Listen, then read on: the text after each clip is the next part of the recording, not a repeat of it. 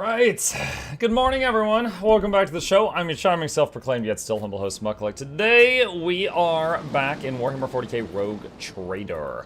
So, let's just jump into it. Last time we left off, we have landed back on Dargonis. I have not leveled Abelard up. Look no further. Because it's gonna take a while. He's level 7, we're level 44. It would take a long time to go through his levels, and I don't really think I need to, so I'm going to try to just skip that. We mainly have him in the party right now for the story chunk that's here. So going to try and just avoid spending a ton of time on that. Oh my gosh, save that video. I love / hate how well that video is doing. A lot of people saying remix it. I can only imagine what has been happening in the Dark City since the Lord Captain destroyed the last lock, holding back the forces of the warp from breaking through. I would like to think that it will mean the end of the Drukhari nest, but Kamara is too massive for even such a blow to prove fatal to it. Let's see, Gaprak Aristocrat. The man swaying slightly is mumbling a prayer to the Emperor.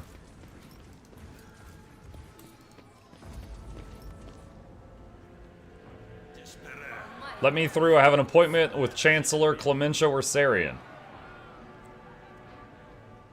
My apologies, my lord, but you cannot go any further. Governor Drivestem's orders. This is ridiculous. I shall complain. Move over. Let his lordship the rogue trader through. Oh, I humbly beg your pardon, your lordship. Your lordship, please this way. Governor Urban Drivestem. Your lordship, 'tis an honor. Governor Urban Drivestem seems to materialize out of thin air, so suddenly does he emerge from the crowd. I regret that such unfortunate circumstances have occasioned the rogue trader's visit to the capital. Clementia tries to take a step toward you, but the warden nearby stops her. Her face is veiled with fear and weariness. Your lordship, you are here. Please, you must hear us out. The rogue trader is undoubtedly here to listen to the testimony of each and every one of us and to punish the traitors. The governor's words directed at Clementia are harsh, but they are echoed by the scornful sneers and whispers of the assembled nobles. Abelard, we've known each other for many decades now, and we have had our fair share of disagreements. But do you really think my flesh and blood would trample upon the very definition of honor and loyalty? Abelard's voice is quivering with rage. Drivestem. The governor sweeps his gaze over Abelard, then replies, a faint shadow of a doubt in his voice. We have evidence implicating them, Abelard. I am sure his lordship will arrive at a fair ruling.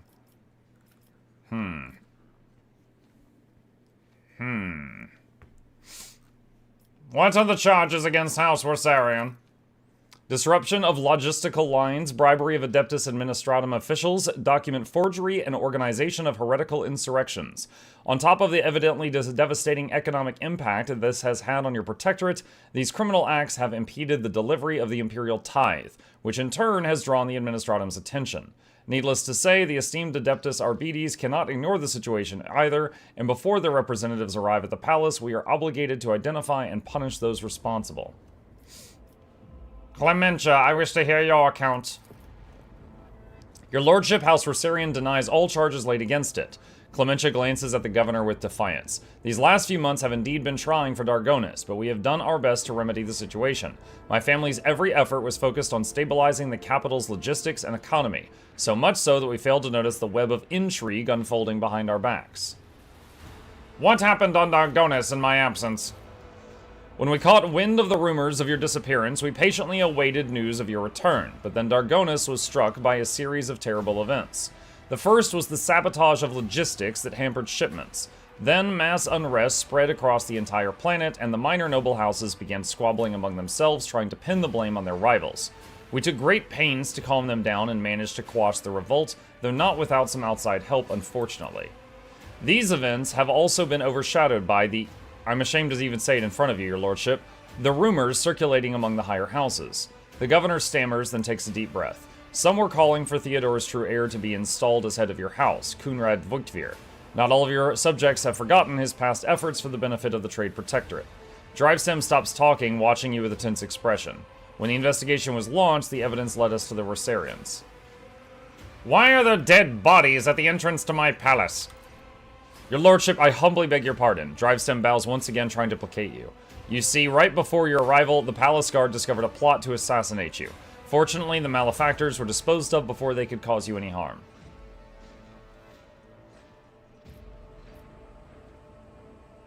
Drivestem, you aren't accusing one of Dargonis' leading noble houses of treason without airtight evidence, are you?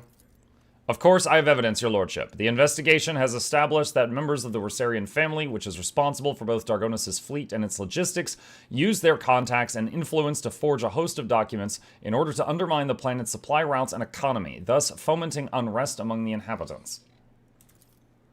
Allow me to introduce my son, Cornelius. The governor points to the lanky young man standing beside him. He bows curtly but avoids meeting your eye. Cornelius holds a prestigious position at the Administratum Palace, and it's thanks to him that we managed to identify and trace the entire chain of forged documents.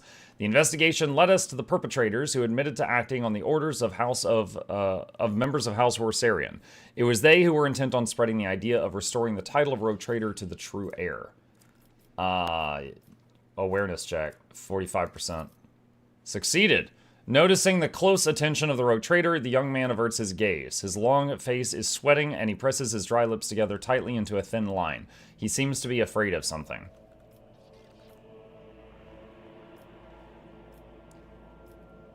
Speak to the heads of houses present. Do you support the governor's accusations? The aristocrats in attendance exchange glances, the noble lords averting their gazes, and the noble ladies hiding behind their fans. No one is willing to be the first to answer. Macarius Sarbak. Over his many years of service, Governor Drivestem earned Theodore's trust, and he holds his high office for a reason. Sarbak's tone is stern and imperious. On behalf of House Sarbak, I support his accusations. Toriana Gaprak. Your lordship, Governor Drivestem has always faithfully served the rogue traders of House von Valancius and concerned himself with the future of your trade dynasty. And so, House Gaprak thinks his charges against House Rosarian to be sound. The augmetics hide Toriana's emotion, but her voice sounds slightly timorous.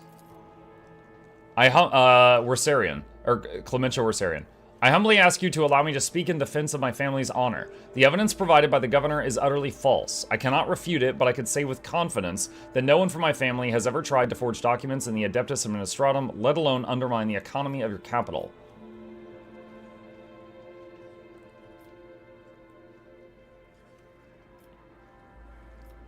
Sabotaging logistics, riots, conspiracy. The case appears to be flimsy. I wish to learn more before I make my final decision. As you wish, your lordship. The governor inclines his head in a stiff bow. Speak to me when you're ready to announce your verdict. Thank you for your willingness to help, Lord Captain. I am certain that all the charges are false, and I would be grateful for your help in exposing them as such.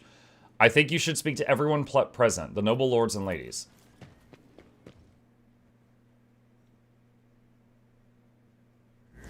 Okay. The guy who said his son works at the Adeptus Administratum and found the evidence, and then we had the awareness check and the kid was like sweating, that sparked a tiny bit of memory about this event, and I think I need to speak with that kid some more.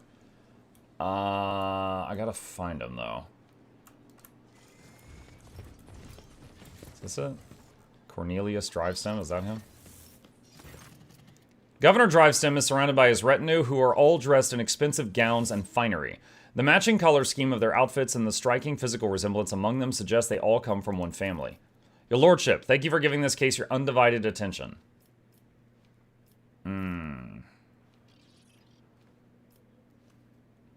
Tell me more about your son, Drivestem. Thank you for your interest, your lordship, but I am not worthy of it. The governor's son bows and stands still as he nervously stares down at the floor. Son, show due respect. Forgive him, your lordship. This is the first time he's had the honor of attracting the attention of the rogue trader. Heinrichs narrows his eyes and, glancing at you, shakes his head. Tell me more about your job, Cornelius. What do you do?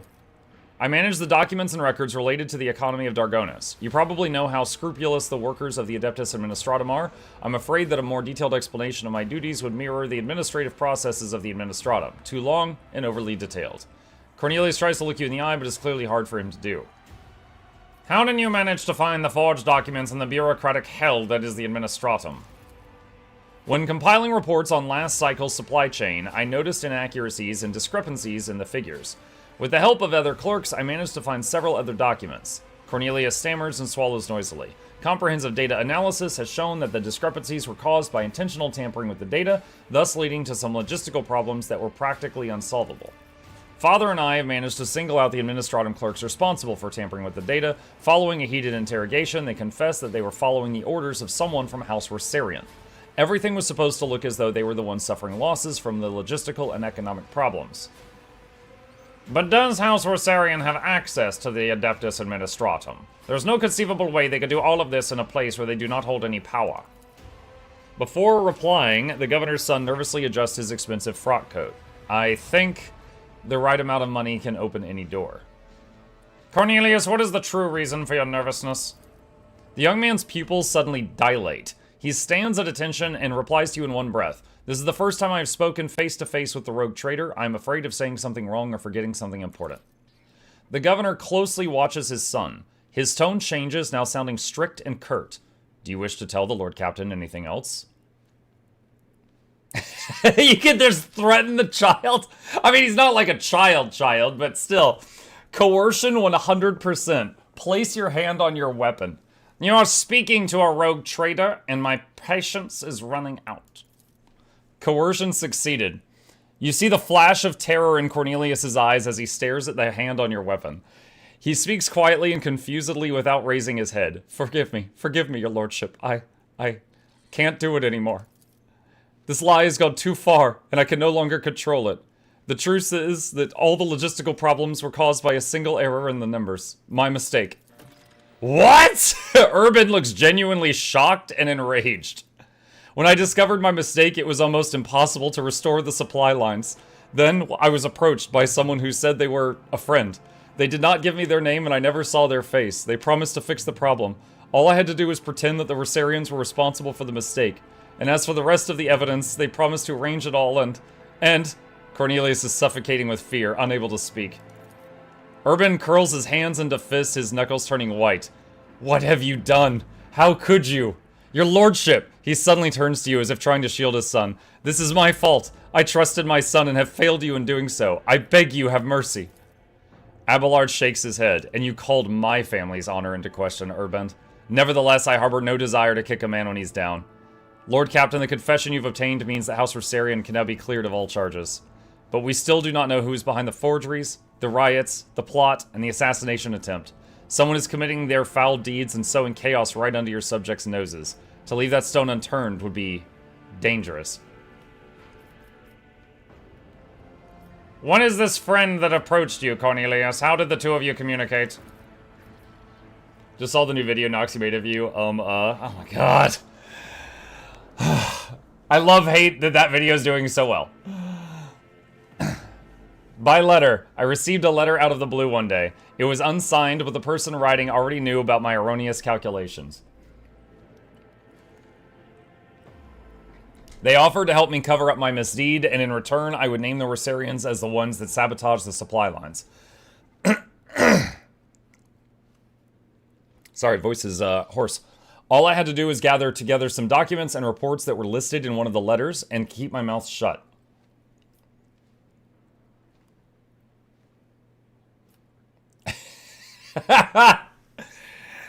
Show compassion or kill the boy.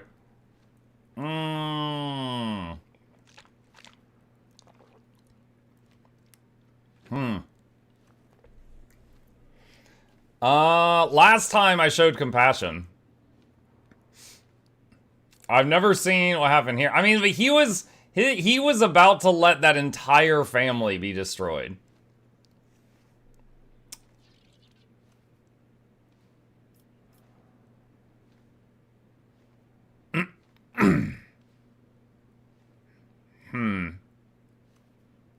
It would be new content. I haven't seen what happens if you click this.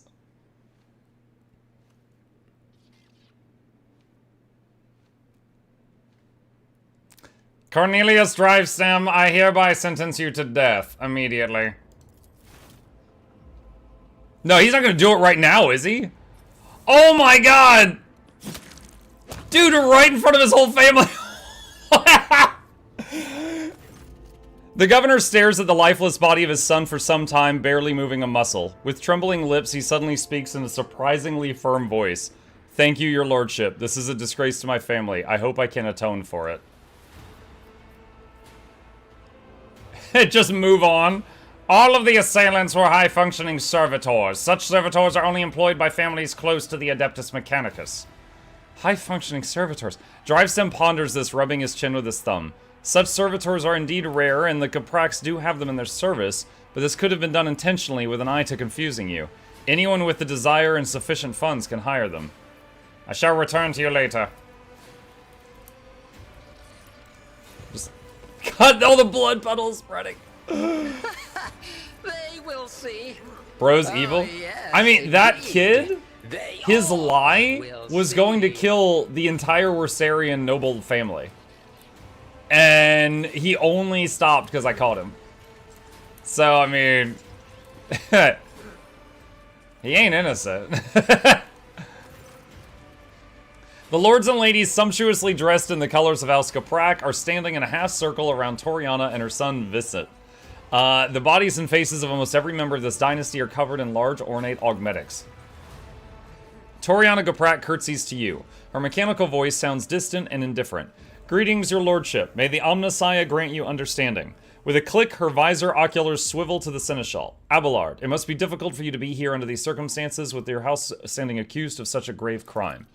My family, Lady Toriana, is yet to be found guilty of anything. That verdict is for the rogue trader to reach.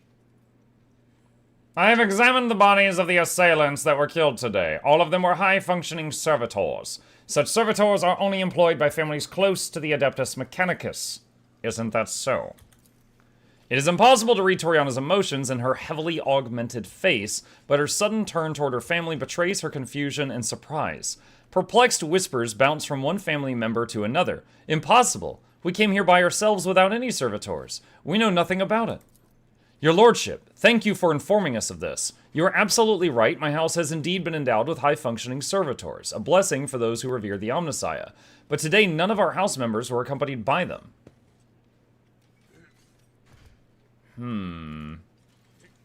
I shall take my leave.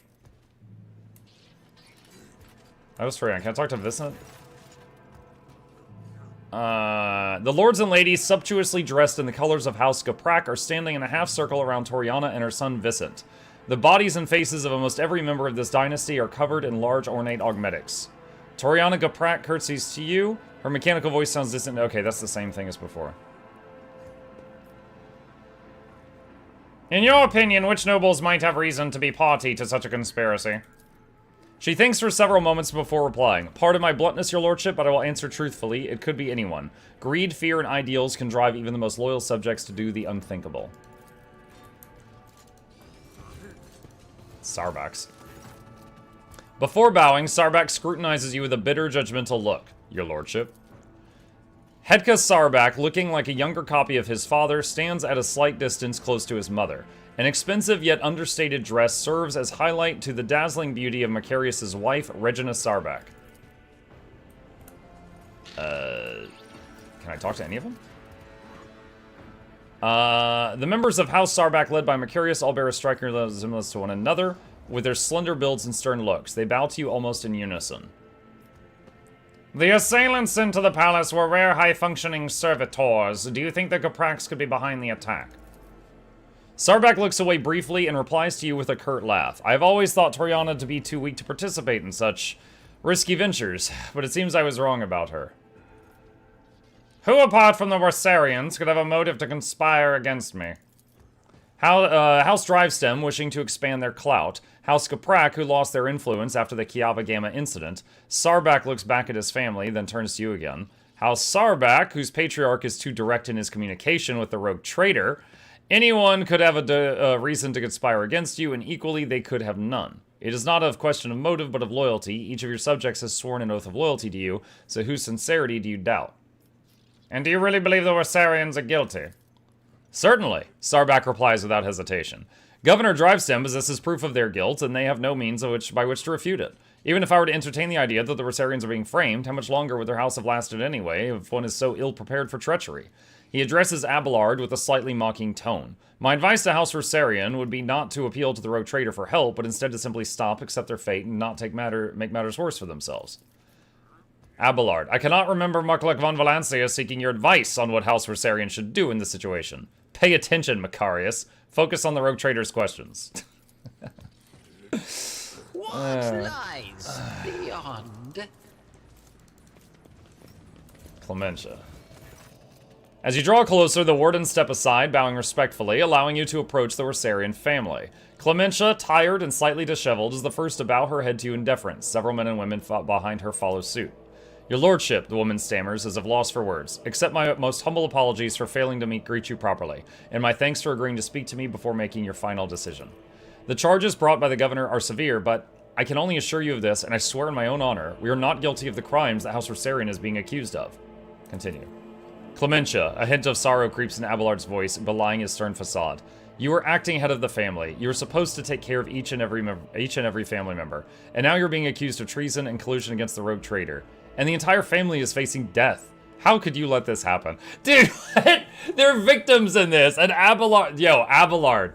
Oh my god. Talk about kicking someone while... Didn't he just say a minute ago he wasn't going to kick that other guy while he was down, and now he's kicking his own family?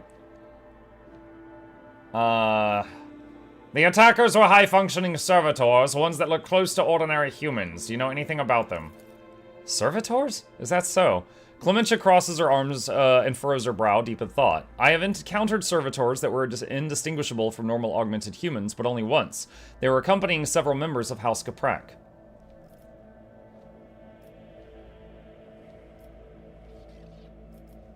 I want to find out what is going on here, and who the real mastermind behind all this is. Where should I start? I'm afraid I cannot be of much help. Talk to the representatives of other houses, eavesdrop on their retinue, and perhaps you will hear something unusual. If you are not guilty, who is? Who stands to gain from framing you? Anyone, really. Clementia replies with a bitter laugh. The other houses consider us unworthy of our position, and many would jump at the chance to get rid of us and gain control over what was once our domain. The planet's fleet and logistics at the very least. Lady Theodora chose to grant noble status to House Rosarian, but the other houses, who have served in the Expanse for millennia, did not welcome the decision. It has led to some difficulties. I must take my leave. Alright, so... at a time, amidst the Alright, we solved the mystery of who did this in record time, but now we've got to deal with the thing with the assassin servitor things. This guy's a Caprak. A finely dressed man of middle years is kneeling in front of the altar, his palms folded in prayer close to his face. The implant-free parts of his skin are a sickly blue color. The noble man does not react to your presence, he does not lift his head, he does not blink, he does not even breathe. Only when you draw closer do you realize he is dead. Splat. Abelard looks at the man, his eyes grim. The colors of House Caprak. I do not believe he decided to take his own life in such an extravagant way. As far as I know, there is a warden post here, but I do not see any wardens. The Seneschal looks around. There's no one here to ask about what happened here, or with whom this man spoke with before he died. I would like to ask Urbend where the palace guard suddenly disappeared to. Heinrichs leans toward the dead man. A familiar sight. There are poisons that rapidly damage the nervous system, causing paralytic spasms throughout the body once injected. The victims usually suffocate slowly and painfully, unable to call for help. What a surprise! You are versed in the art of underhanded murder. Have you often resorted to the coward's weapon in your life rather than fighting fair? I have. Just instantly, yeah? All of my victims were enemies of the Imperium who could not have been reached by any other means. Would you prefer they still be alive, my Lord Ulfar? Heinrichs meets the wolf's menacing gaze with dignity, ignoring the almost palpable wave of threat emanating from the Angel of the Emperor. Terrible awareness check. Whoa, succeeded at 10%. There are no visible wounds on the body, but near the edge of the gold-trimmed collar, you notice a tiny puncture in his blue skin, likely a wound caused by a thin needle. Search the pockets. Yo, Leo Rose, thank you for the prime. Appreciate you. You discover a secret pocket in the lining of the dead man's luxurious jacket. You find a folded piece of paper inside, hiding behind a handkerchief embroidered with the initials HG. Make sure that the rogue trader is attacked by someone loyal. It should appear as if it was all staged to let the Rossarian family escape. This is the last assignment. Soon your debt will be paid off in full. Alright. Look around. You're almost certain that wardens are usually stationed nearby, but their post is empty. Where have they gone? This would be an excellent question for Governor Drivestem. There will be no peace in my way. Also, that was a member of the Kaprak, so I think I should talk to them as well.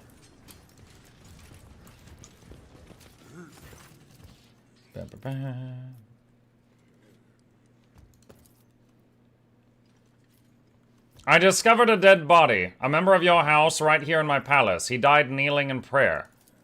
Toriana covers her mouth with her hand in surprise and turning to her family looks for someone among them. Halen, it can't be. Halen was it. Tell me about him, Toriana. Halen is one of the lower-ranking members of House Kaprak. Despite his advanced age, he never held high office, but he was forever striving to better his position, even beyond his abilities. Many members of my house struggled to cope with the misfortune that befell Kiava Gamma and our family. Some members could not reconcile themselves to our new position. Halen was one of them. Kiava Gamma was the Forge world that had corruption all over it. The dead man had a note on him. It mentioned some sort of debt. Let me have a look. Oh, Halen, you fool. Forgive me, your lordship, but I have nothing to say. This is the first I've seen of this letter, and I have no idea what kind of debt it might refer to. What could have happened to him? Toriana's visor oculars are fixed on the floor, her fingers restlessly clenching on the fabric of her dress. Toriana, the time to keep silent has long gone. The future of the Von Valancius trade dynasty and your house are both at stake now. We lost Kiava Gamma, a truly devastating blow to every member of House Kaprak. I lost all hope for the future, and my kin lost their sense of purpose. We needed time to recover and chart a new course for ourselves. We were and still are more than capable of doing that. But I will not deny it. The other houses have offered us their assistance for their own self-serving ends. Perhaps Halen decided to take them up on one of their offers behind my back. The Seneschal bows ever so slightly and speaks quietly so that only you can hear him. Lord Captain, the Kapraks, or all or perhaps only some of them, are definitely involved, but I suspect that they were not behind the plot against you. Halen Kaprak could be nothing more than a puppet in the hands of a deaf puppet master. We must expose whoever it is if we are to prevent the pestilence of heresy from spreading further. I am listening. Interrogate the heads of the Drivestem and Sarbak houses. One of them has been pulling the strings here. Once we uncover new evidence, announce that the guilty party will be publicly executed. Before you pronounce the verdict, I suggest focusing on each house in your indictment speech, and I shall observe them. I have known these people far longer than you have. I know all of their gestures, habits, and behavioral quirks. I am sure I will be able to determine which of them was responsible for the riots based on their behavior. Okay. Patience. Let's talk to the Drivestem still standing next to the corpse. The governor stares at you blankly, trying not to look at his son's lifeless body nearby. Your lordship. I found a dead body in my palace. Not your kid, a different one. A member of House Kaprak was slain in front of an altar. Do you know anything about it? A member of House Kaprak was killed in the palace. The governor's eyes bulged in surprise. And no one noticed. But how? There are wardens posted at every altar. There was no one near the deceased. The wardens had left their post. Did you order them to do so? Emperor forbid, your lordship. The governor helplessly throws his hands up in the air as if to signify his powerlessness. Your negligence is stunning, Urban. An assassination attempt followed by a mysterious death, and yet here you are, oblivious to everything. Dude, Abelard said he wasn't going to kick this man while he's down when the kid died, and now he's kicking everywhere else he possibly can. Oblivious to everything. The rogue trader can justly accuse you of allowing a noble to be killed in the palace and of failing to even notice it. It may be so, but it is for the rogue trader to accuse me of negligence, not you. The governor addresses you once more. Your lordship, accept my deepest apologies for my imprudence. Nothing matters more to me than my honor. I shall send the servants to deal with all this immediately. Did you see Halen Kaprak today before I arrived? Halen? I did not see him myself, but perhaps... The governor turns around and asks his family, have any of you seen him today? The nobles talk quietly among themselves, and then a middle-aged woman with a tall, extravagant hairstyle replies to you. I think my sister and I saw him sitting on the bench some distance away from the palace's entrance. We think he was accompanied by a gentleman, but forgive us, your lordship, we could not make out his face. Lead me to that place. Of course, consider it done.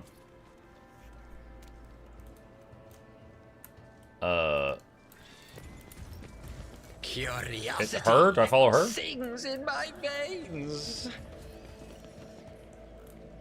Oh, is it gonna be out here?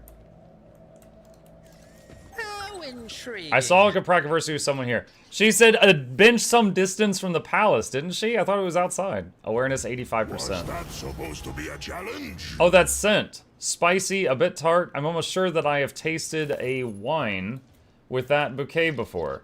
Mon cher, House Sarback usually serves this wine to their guests. Sarback serves this wine to their guests. Okay. Of a world, I am the rogue thread. I discovered a dead body in my palace. A man of House Gaprak was killed while praying to the Emperor. He had this note on him. Do you know anything about it? Macarius looks at the note without taking it from your hands and replies without hesitation. No, I know nothing about this note. That's it? Can I talk to the others, or does it always turn the conversation to him? Alright, no matter who you talk to in that group, you're talking to the same person. Okay. Alright, so I guess I do the thing that Abelard said. Let me do a quick save here. I think I've got all the required clues. They will see. Oh yes, they. Summon everyone. I am ready to pronounce my verdict. Governor Drivesim tensely bows and replies without hesitation. Understood, your lordship. Allow me to prepare everything. Many faces are watching you, each and every one awaiting the rogue trader's verdict with bated breath. The charges brought by Governor Drivestem were fabricated. House Rosarian had nothing to do with the orchestration of the riots or the plot targeting the rogue trader. However, the real perpetrators are here in this very room. The Seneschal nods to you as if urging you to continue, then shifts his piercing gaze to the crowd before you.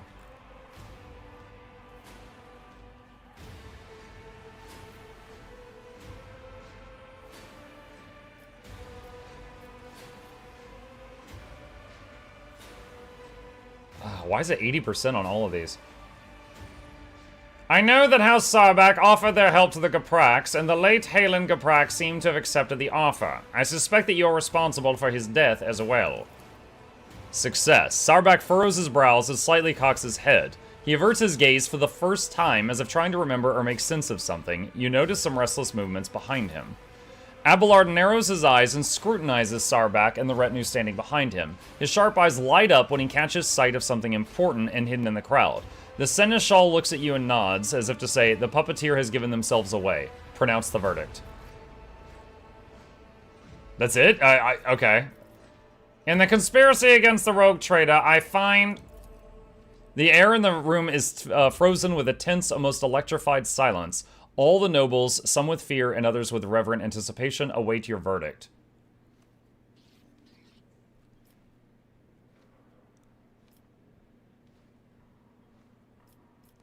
House Sarback guilty. Seneschal, you may take it from here. Alright, let's see what it was he found during that. Oh, jittery. Abelard steps forward and stares intently at House Sarback's patriarch. Macarius, I must admit I have always admired your bluntness, but just as I once had to say goodbye to a promotion because of my dislike for intrigue, you and your family might soon say goodbye to your heads. Tell me now in your blunt fashion, are you loyal to House von Valancius? Sarback narrows his eyes, grimacing. I am loyal, Worsarian. Abelard studies Sarback, then suddenly nods. You are not lying, but someone else is, someone who is poised to destroy both you and your family for her own gain. Macarius does not have time to respond. Regina, who is standing beside him, raises her arm as if to slap the elderly Seneschal. Abelard deftly catches her wrist, stopping her hand right in front of his face. Her dainty hand is adorned with a massive augmetic ring topped with a thin spike dripping with venom. Oh, that slap would have killed him. So, okay, so that ring is how she killed the guy at the altar. Sarback shifts his confused gaze from his wife to Abelard, then back again. The stiff arrogance has vanished from his posture. Regina? You? Mother. Upon realizing what has happened, Hedka recoils from his mother. Macarius, your bluntness makes you an open book. When I talked about helping the Gapraks, you had no idea what I was referring to. Your wife, on the other hand, her eyes started shifting like you would not believe. Regina Sarback, you alone betrayed the rogue trader, jeopardizing the prosperity of the von Valancius trade dynasty, and you alone are responsible for your unmasking. Regina, why would you do this? Like the spike on her ring, Regina's words are dripping with poison and rage. Because Dargonis is serving an imposter. The true heir of the Protectorate bears a different name. When Kunrad appeared on Dargonis, he paid me a visit and opened my eyes to the truth of the situation. Theodora was killed by the one whom she had so unwarily taken under her wing. Macarius is too narrow-minded to even consider opposing the rogue trader, even an illegitimate one. So I had to wait for the right moment, and the disappearance of the Lord Captain could not have come at a better time. It was quite simple to trigger a chain of events on Dargonis so that the people remembered Master Voitvir's past service. It seems that many of your subjects do not actually consider you a worthy successor. Why the Wersarians? Because when stripped of the Seneschal's protection, this house is the weakest one on all of Dargonis, and they are also particularly disliked by the governor's family. It would have been easy to bury the Wersarians under accusations of heresy. Who aided you? There's no way you managed all this on your own. Oh, of course I didn't. I have too many helpers to list them all. But rest assured there are plenty of them, just as there are plenty of people who follow Master Voitvir. My death will not change anything. The true rogue trader will come and take his rightful place when the time is right. Hey, mug video, nice breath video today. Oh my god. Why did you kill Halen Gaprak? Halen was a good agent, but also a coward. He came to me just before our formidable rogue trader arrived. He was ready to confess everything. I suggested that he plead for the Emperor's forgiveness first, and he did grant him mercy, did he not? So she said, pray in front of this altar before you do anything rash, and then she killed him with the ring. Abelard, the sentence has yet to be carried out. Finish this. Abelard turns his gaze to you. Does the rogue trader condemn only the rotten apple or the entire barrel? He's like, do I just kill her or her whole family?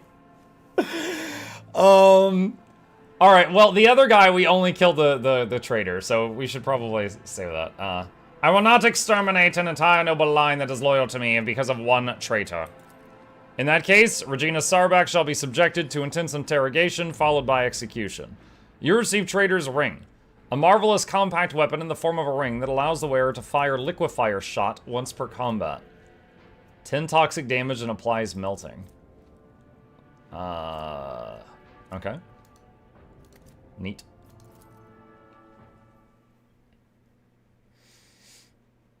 Not Noxxi calling you out on how much you breathe in videos. Yeah, note to self, don't breathe next time I'm recording. Oh my god. Seriously.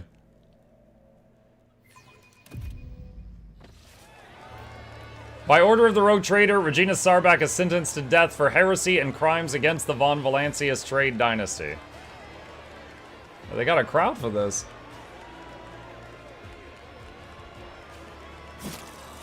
Bro, what? They like, what is this? They strapped her down to a temple and then just killed her with like a table saw? Also, the Adeptus Mechanicus are doing executions? What? Dude, I thought it'd be like a hanging or something.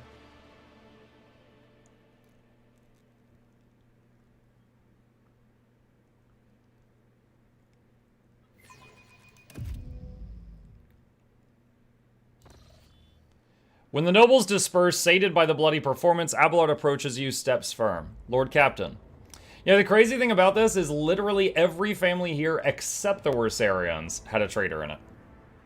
Continue. You have my thanks. A rogue trader should not waste time on the matters that his servants and trustees can resolve, but in this case, your intervention was necessary. Not just for the sake of my family, but for your trade dynasty as well. Regina Sarbak. Evidently, Kunrad's accomplices continue to plot against your protectorate. I fear we have not heard the last of such scoundrels. Thanks to you, Lord Captain, House Wersarian is saved, although it came close to being wiped out as a result of scheming without and imprudence within. Abelard pauses for a moment, staring off in the distance. Sometimes I think about how much I could teach them. I could ensure that they survive in the future without me.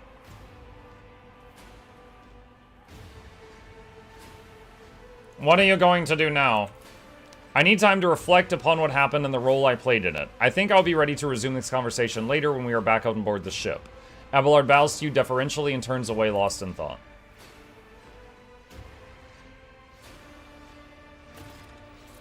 Talk to Abelard on the ship's bridge. Adira. Good old Dargonis. It's boring here without Lady Theodora. She loved to liven up this sleepy little place with a couple of crazy decrees and public floggings of flabbergasted nobles.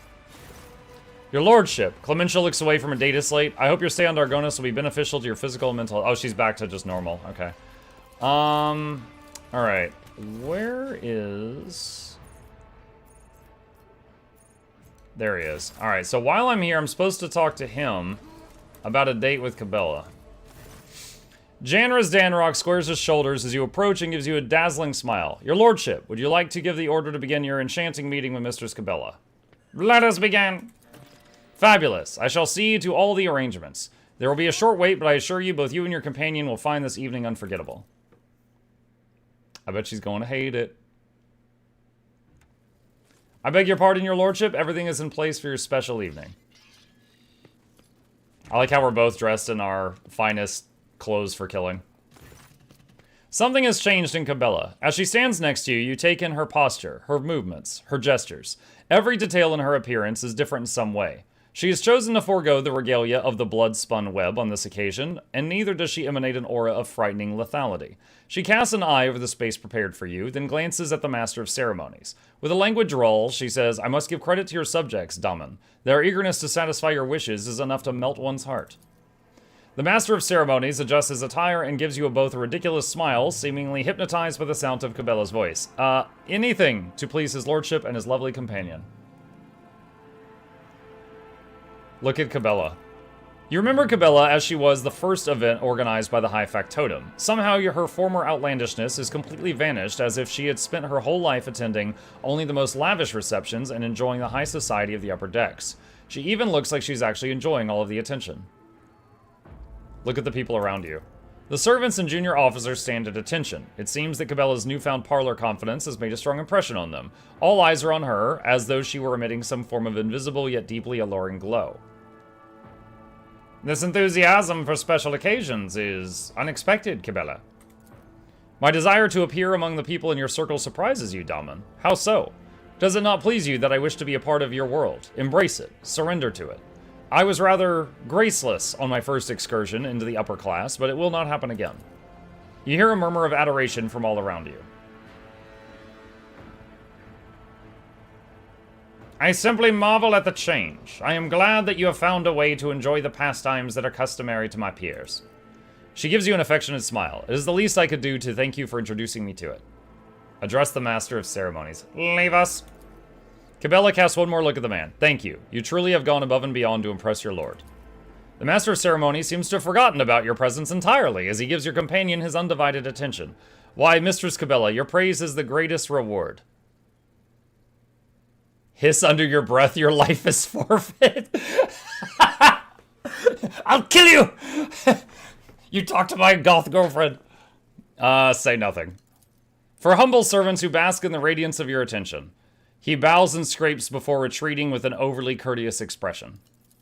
Cabela casts you a look. Well then, shall we?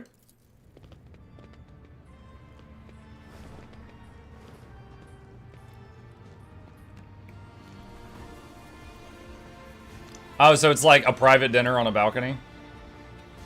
Oh, dang, look at that view! I hope there's no seagulls.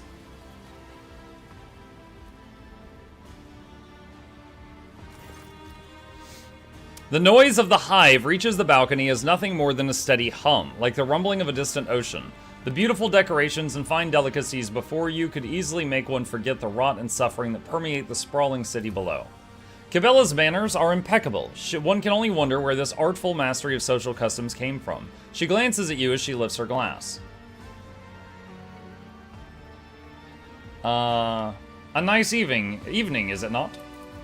I am absolutely delighted. She sips her drink. Last time I failed to grasp the sheer beauty of moving in the highest circles, Daman. I appreciate that you have arranged this evening for me, my second chance. I do hope that my demeanor suits the expectations of your inner circle better this time.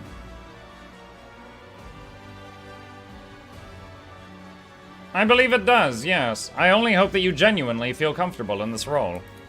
Comfort was never something I aspired to learn, or was even taught. It has no bearing on my choice of thread. I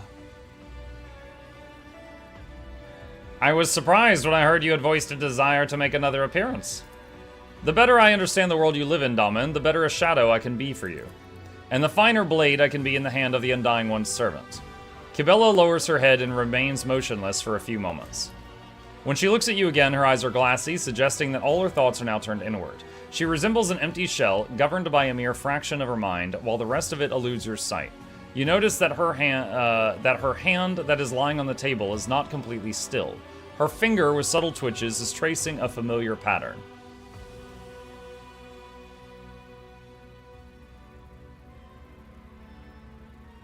She's doing the labyrinth thing?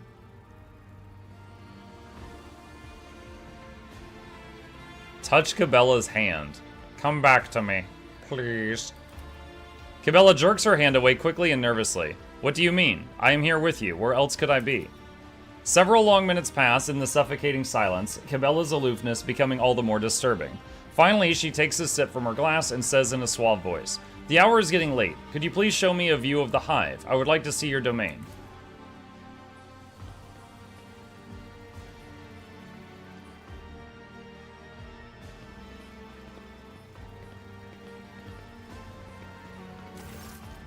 A tangled network of streets and bridges, the main hive spreads far below. The people buzzing about in lit areas seem no larger than gnats at this distance. Kibella stares past the balustrade with wide eyes, seemingly mesmerized by the view, by the great beckoning fall. She leans forward and then clutches the handrail so tightly her knuckles turn white, gasping in wonder.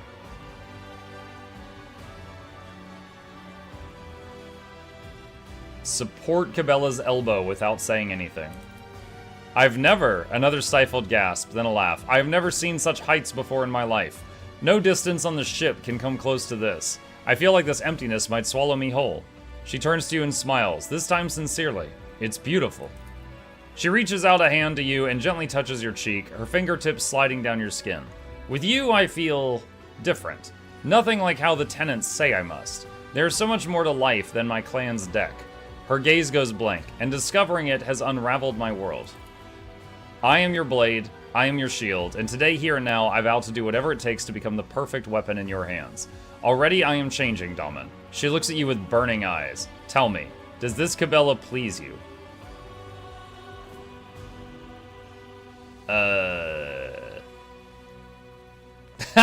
Three is I'm breaking up with you. I will accept you regardless of whom you decide to be. No one can make that decision for you. She lowers her head. It is so strange to hear the Dahlman give me a choice, and yet I fear that such a choice might burden my soul too heavily in his eyes.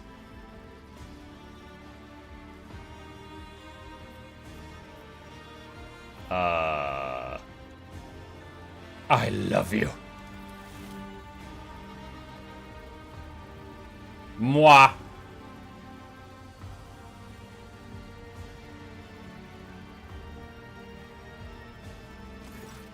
Kibella looks at you closely. Instead of speaking, she clings to you and gives you a long, breathtaking kiss filled with sincere warmth. When eventually she pulls away, she gingerly touches your cheek with her fingers.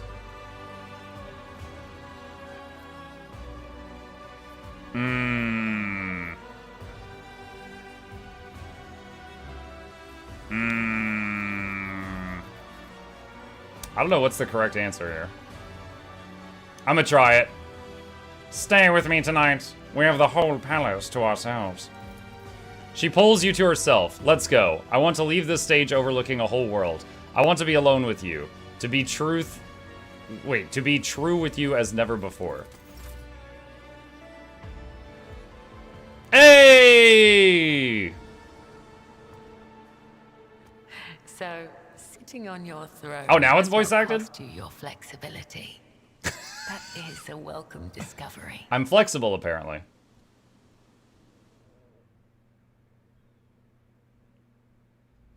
What did she make me do? Where she tested my flexibility? Okay, put my gear back on. The bed for that of the Rogue Trader Dynasty is befitting the status of the owner. Okay. Where? Okay, I know where we are.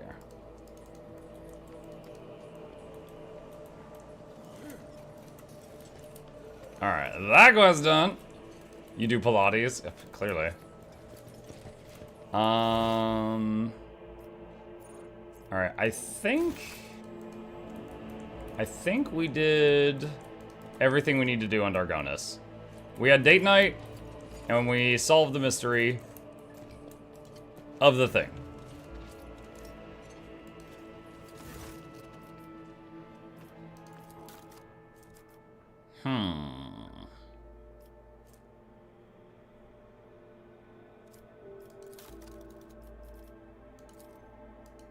I have no cargo that this guy wants. What the heck?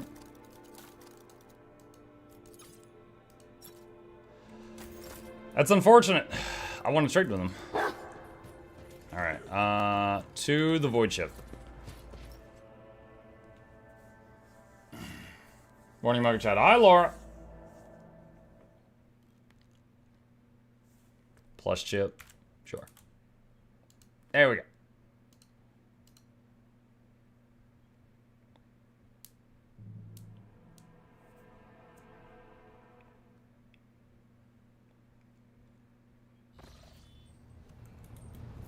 Okay.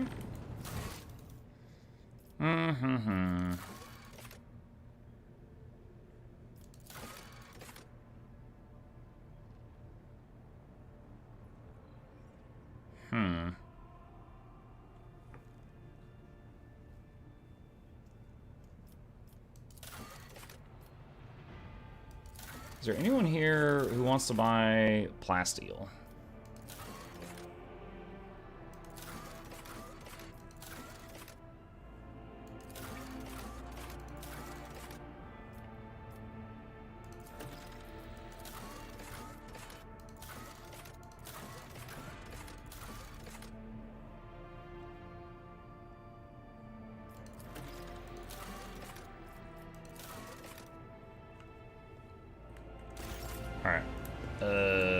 Map.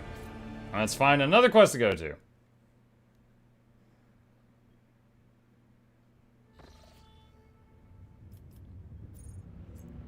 Alright, big map.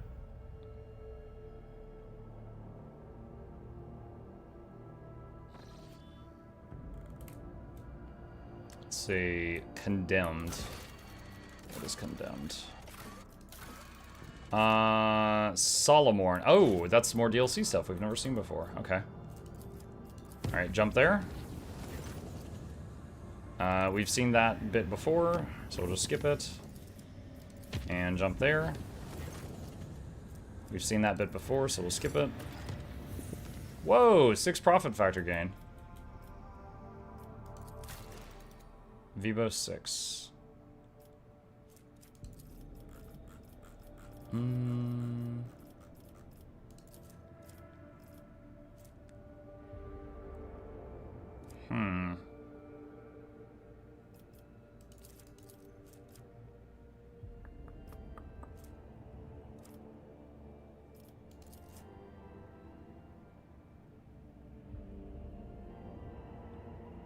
Let's see, if I take this, plus all characters during war battles.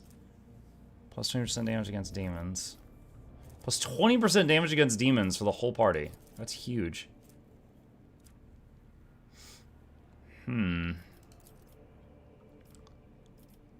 Oh, can't do that because I didn't make bonfires. Okay. So it has to be this one. So, Prometheus Palacio. Dude, that is a lot of expenses. I can afford it, though. Thousands of believers are flocking to Foulstone in the hope of serving the Emperor. Their energy can be directed toward the colonization and conquest of new worlds, as commanded by St. Drusus. The construction of Pilgrim's Arcs will require enormous resources, but wealth is nothing to a true believer. Your charge ability does additional damage equal to willpower bonus against demons and Xenos, which honestly is... The people that I have with charge don't have high willpower bonus. What is this? High Factotum Generis. Lord Captain, the mines of Vivo 6 are once again in turmoil. At the depths of level MD Zeta 05, the Overseers have discovered a mountain of mutilated bodies, seemingly crushed by the millstones of the mining machines.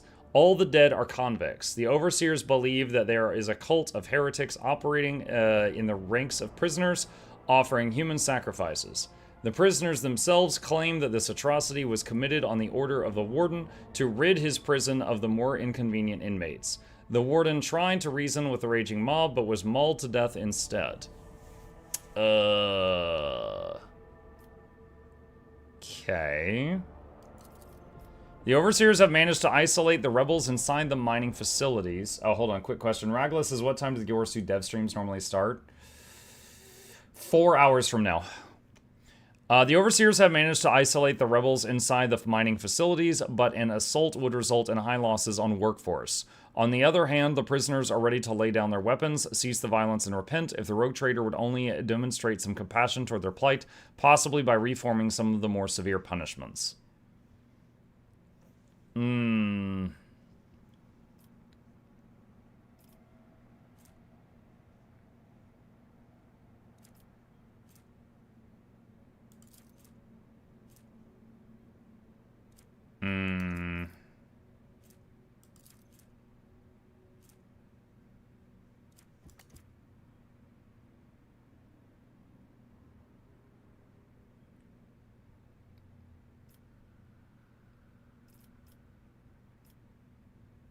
What think you, my officers and advisors?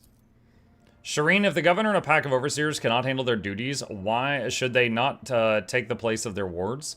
Make them prisoners? And could there not be worthy administrators among those who oppose them, those who could do better?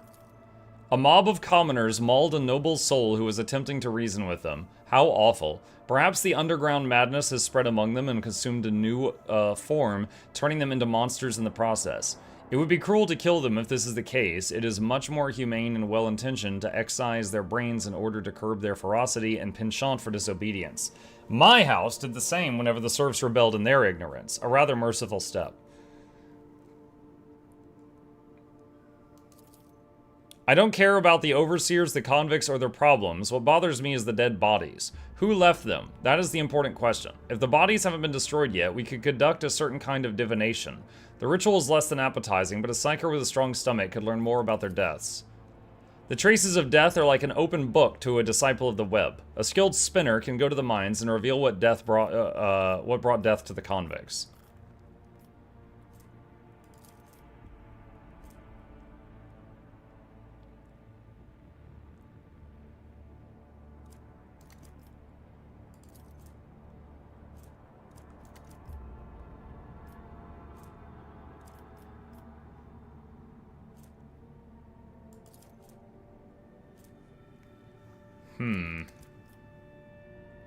Is it 3% crit chance?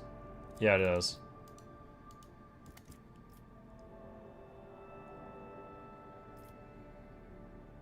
Let's do this. Adira, have them find a psyker strong enough to determine the truth about the killer from the victim's remains. I'm pretty relieved that I won't have to take part in this dirty business myself. A psyker found among the prisoners was not sanctioned, but he was gifted enough to perform the ritual according to the instructions sent by Adira. While digging through the intestines of the dead bodies and mumbling to himself, he beheld a dark figure that had committed this vile deed. The vision stripped away his mind, leaving him an incontinent loon. She didn't tell me that was a risk. Although he was unable to describe it clearly, it was still obvious that the figure was not human. The riot has subsided. Okay. Let's see.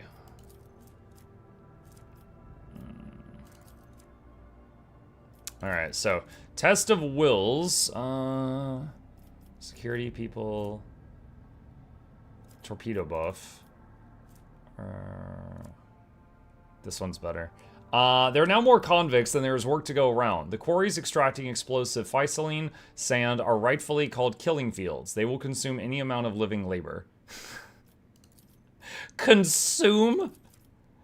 Consume. Alright. Yeah, let's build killing fields. That's great.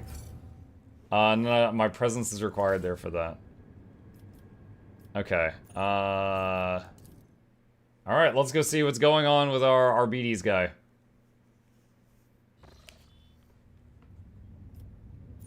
Oh, is he on Phoebos 6?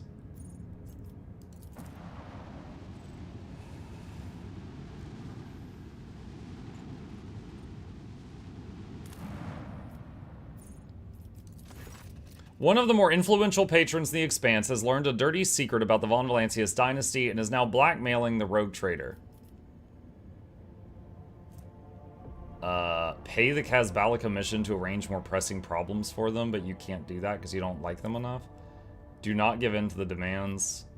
Pay the blackmailer. Spends 2 profit factor. Do not give in.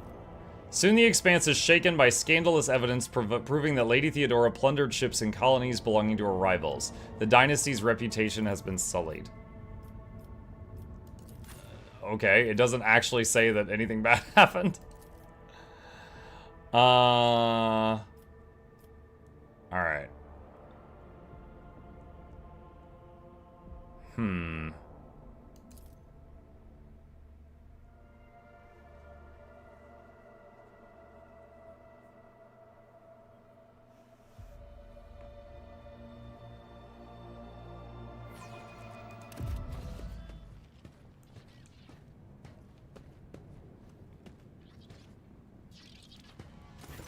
Greetings, your lordship. You've come to collect him, haven't you? Overseer Anthar, I mean. You look a little disturbed. Is Solomon causing trouble? Most certainly not. He is an arbitrator through and through, albeit a discharged one. It's just... the jailer's rebreather emits a shuddering wheeze. He is so diligent in his work that us common people can't keep up. Yes, I did come for Solomon. Where is he? Emperor be praised. I mean, he is not far from here, carrying out routine cell inspections. You should have no trouble finding him. State plainly what your problem is. Your lordship, Vibo 6 is a grim and dismal place. But how shall I put this? Master Anthar has made it unbearable. He has introduced new policies. Each shift now begins with a penitential scourging, followed by an inspection. Even the slightest offense merits 10 lashes, a thorough search, and yet more punishment. And I'm talking about the jailers here. Do you spend your days breaking your back under the sun's wolf's scorching gaze? Do you sweat and bleed as he licks at your skin with his flaming tongue? The Space Marine's glare seems to have pinned the puny man where he stands. No? Then tell me, what part of your duty do you deem unbearable? Ulfar lets out a heavy sigh. Humans grow weak. Is it their blood thinning? I wonder. Why is Solomon dictating procedures? Are you not in charge here? I am in charge of this sector, or was in charge anyway. The head of the colony said that now that we have an ex-arbitrator, we should heed his wisdom and learn from it. Called us planetoid-dwelling dust-gorgers too, but that is besides the point. Are you saying the colony has become less functional? Quite the opposite. We have never enjoyed such strict discipline. Except people are dying a bit too quickly on both sides of the bars, I mean. Your lordship, there have been several attempts on Master Anthar's life. The hate has grown stronger than fear. Take him away from here, I beg you. Please take him away. Hang on. Got something on my microphone here. I need to see Solomon immediately. Emperor bless you. End dialogue. Okay. The ordinance entitled Anthar's Edict Amendment 12 Anthar's Edict contains a minute, what is this? A minute-by-minute schedule of each prisoner's duties and a detailed system of punishments for them. At the bottom is a seal with the inscription approved by the colony governor.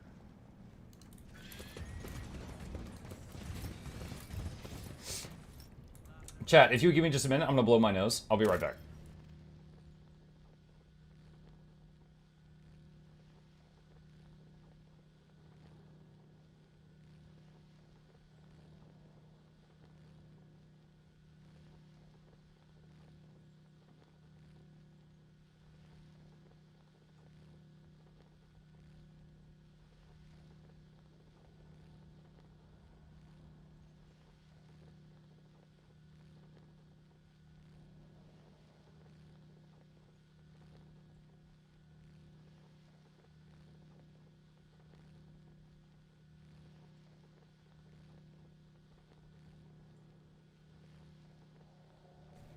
Okay, we back.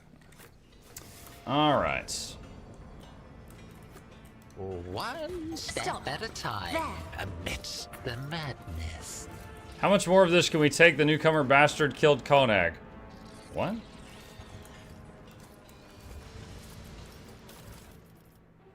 Shield bearer's boots. The wearer can use assault onslaught twice per turn. Arbitrator dashes through allies and enemies in a straight line for 5 cells without provoking an attack of opportunity. Each enemy they dash through must make an agi resistance test or fall prone.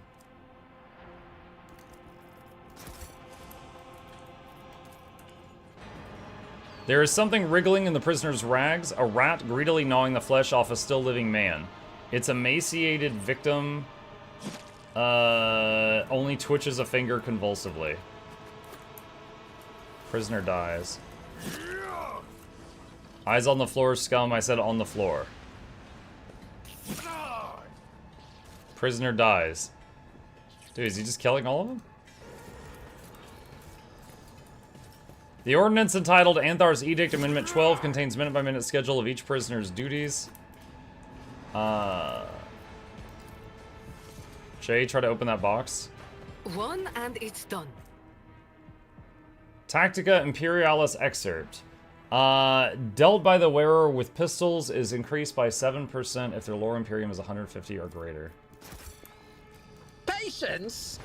My nerves are frayed.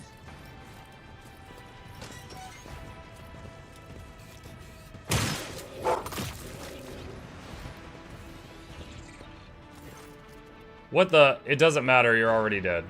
Salamorn turns sharply toward you. He is not wearing a rebreather, and fresh bandages peek out from under his uniform. The former proctor roars, consumed with rage. Who opened your cells? Who did it? Speak, or your deaths will be... It seems Salamorn is a breath away from lunging for you next, but recognition glimmers in those deranged eyes as his voice goes quiet, as if all his strength has fled him. Glato?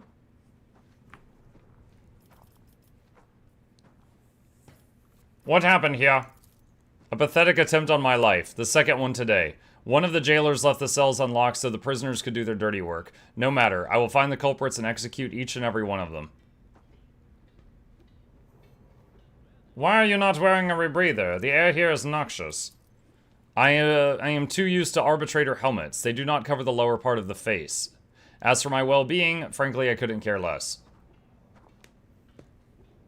I was told you had been discharged. How did that happen?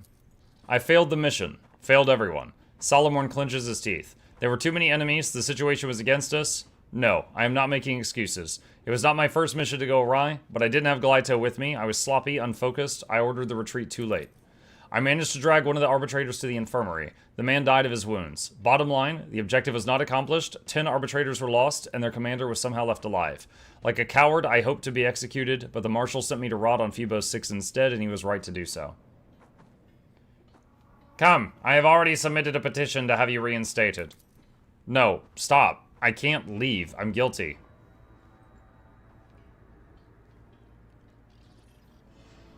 Guilty? What are you talking about?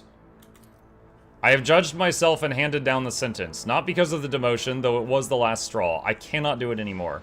I cannot look at the lying governors, the scoundrels who succumbed to corruption, but above all else, I cannot bear to look at myself, an arbitrator who is coming apart at the seams, who turns into a wreck without his dog, who, he releases a ragged sigh, who no longer believes that the Lex Imperialis prevails anywhere at all.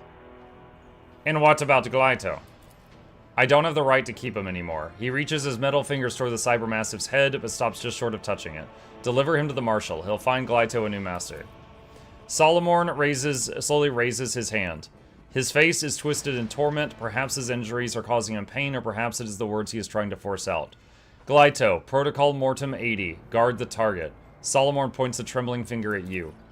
The Cybermastiff does not react. The scarlet lights of his visor stare at Salamorn, and not a muscle beneath the dark coat quivers in response to the order to leave his master. He's not listening to me. Is this the aftermath of that damned mission on Thesera, or did the tech priest have to reset him to basic protocols? Throne, what difference does it make? My dog! I can't even give him one last order. Why now, Glaito?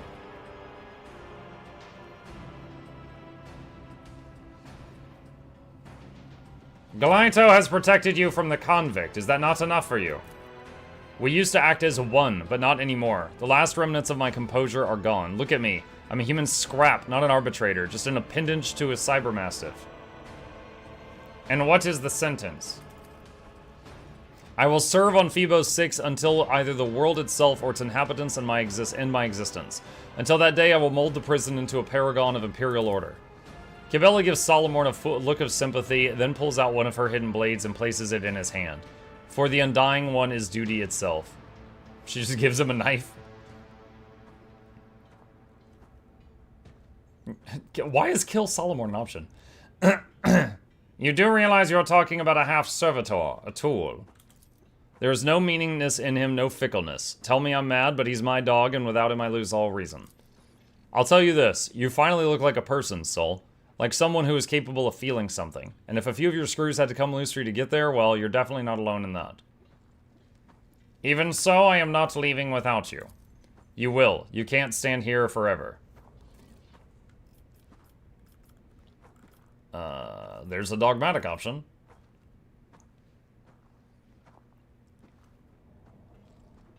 Dogmatic. The Emperor laid this burden upon us in the certainty that we were equal to it. Now you are doubting yourself, but not the Lex Imperialis. Tell me, am I right? Stubbornly looking at you, he says through gritted teeth, humans may be imperfect, but his law is not. Dogmatic +5.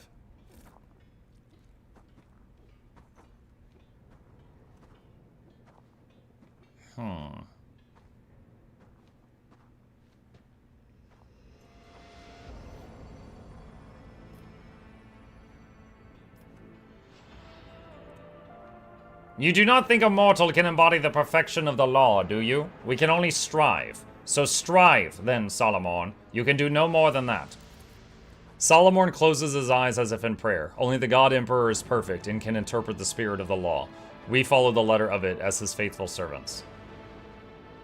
Think of the heretics you have destroyed. Do you not feel righteous anger, knowing that other transgressors will escape your justice? I do. I feel the weight of sentences undelivered, of duty unfulfilled. The Emperor protects you, despite our enemies' machinations. That means your service is still of use to him. Too many times has he diverted a bullet meant for me. Too many. Metal fingers close around Glyto's collar. You have convinced me. To the void with Phoebos 6. My place is not here. I am ready to serve once more. I will head to the ship at once. If you need anything, you can find me at my usual post on the bridge. Okay. What is this? The wearer can use ranged weapons in melee range. The wearer's ranged attacks against adjacent targets gain 9% critical hit chance. Is that an upgrade for him?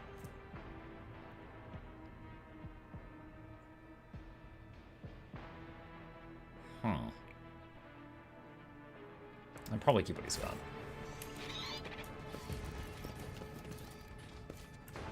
The wall, which was destroyed in the Drakari attack, has been partially rebuilt. A bold hand has left an inconspicuous message.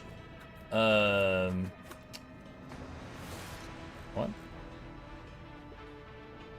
It was better under the Xenos.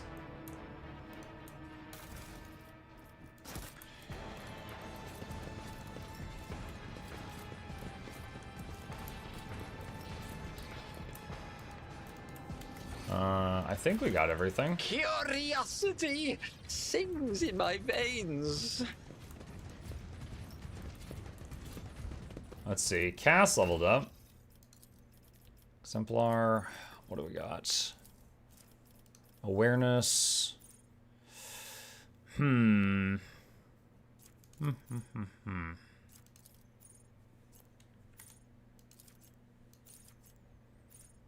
Looking for anything that would be really helpful.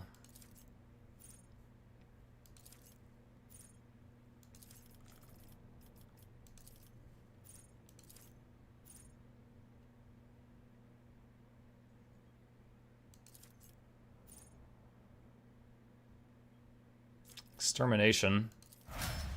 Ramp up ability. Always nice. More damage every time they attack.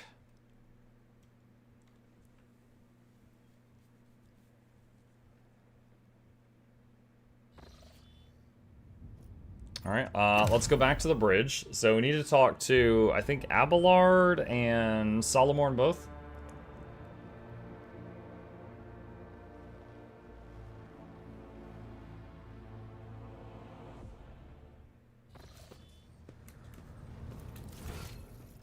Alright, so Abelard is right around here.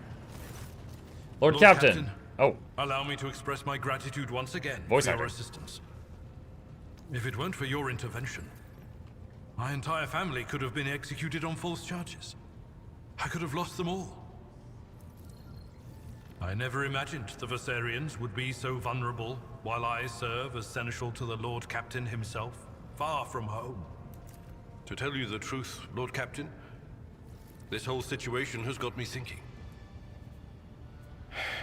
As patriarch of the Versarian family, I have a responsibility to my bloodline.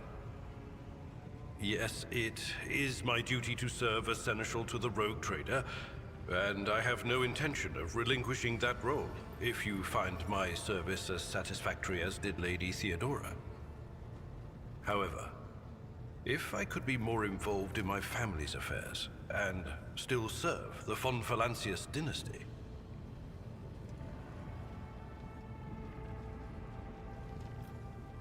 What do you want? Tell me plainly. Under Lady Theodora, I served as steward of the Trade Protectorate on more than one occasion. In that capacity, I was based on Dargonus, rather than traveling with the rogue trader on the flagship. If it would be possible, after the immediate need for my presence is over, I would like to return to that position. To oversee the Trade Protectorate on the capital world, while at the same time presiding over the Versarian family, and using my authority to help elevate it.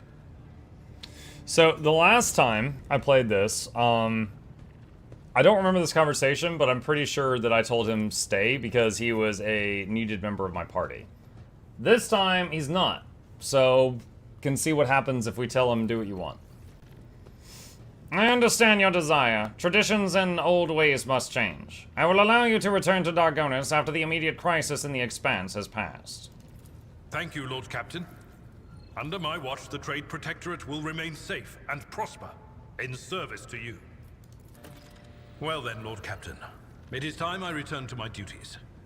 Is there anything else I can do for you? I must take my leave. Until next time, Seneschal. Lord Captain. You made me want to play the game just to read voice lines out loud with that nasally voice. Glad I could help. Man. Take heed, Nemo. Our blessed Domin honors us with a visit. The one who delivered this ark from the curse of your existence. The malformed skull in Cabela's hands has been polished to a pale sheen. Its empty eye sockets pose a question that can only be answered in death.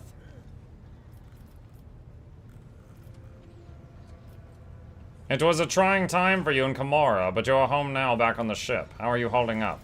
I am ashamed of what I said, of how I acted, of my hesitation. Now that I can see the stars through the portholes again, feel anew the ship's beating heart, once more breathe the bitter air of the lower decks, my mind has become clear. I am Cabela, servant of the undying Emperor.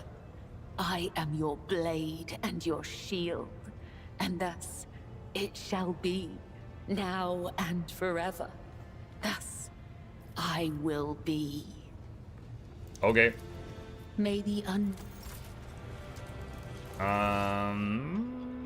Who was the other one? Oh, Solomon.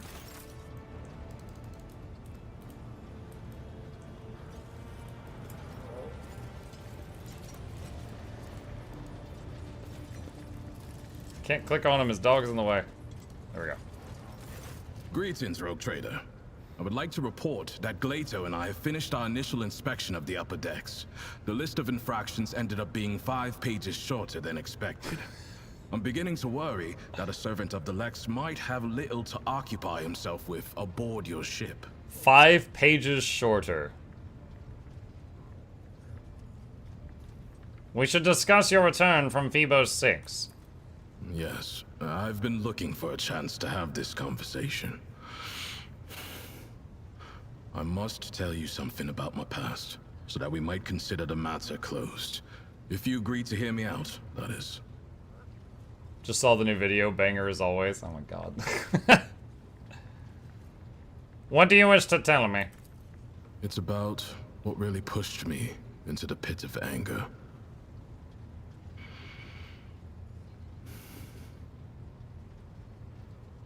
Back in Calixis, before I was promoted to Proctor, I served in the same squad with another arbitrator, Emerson.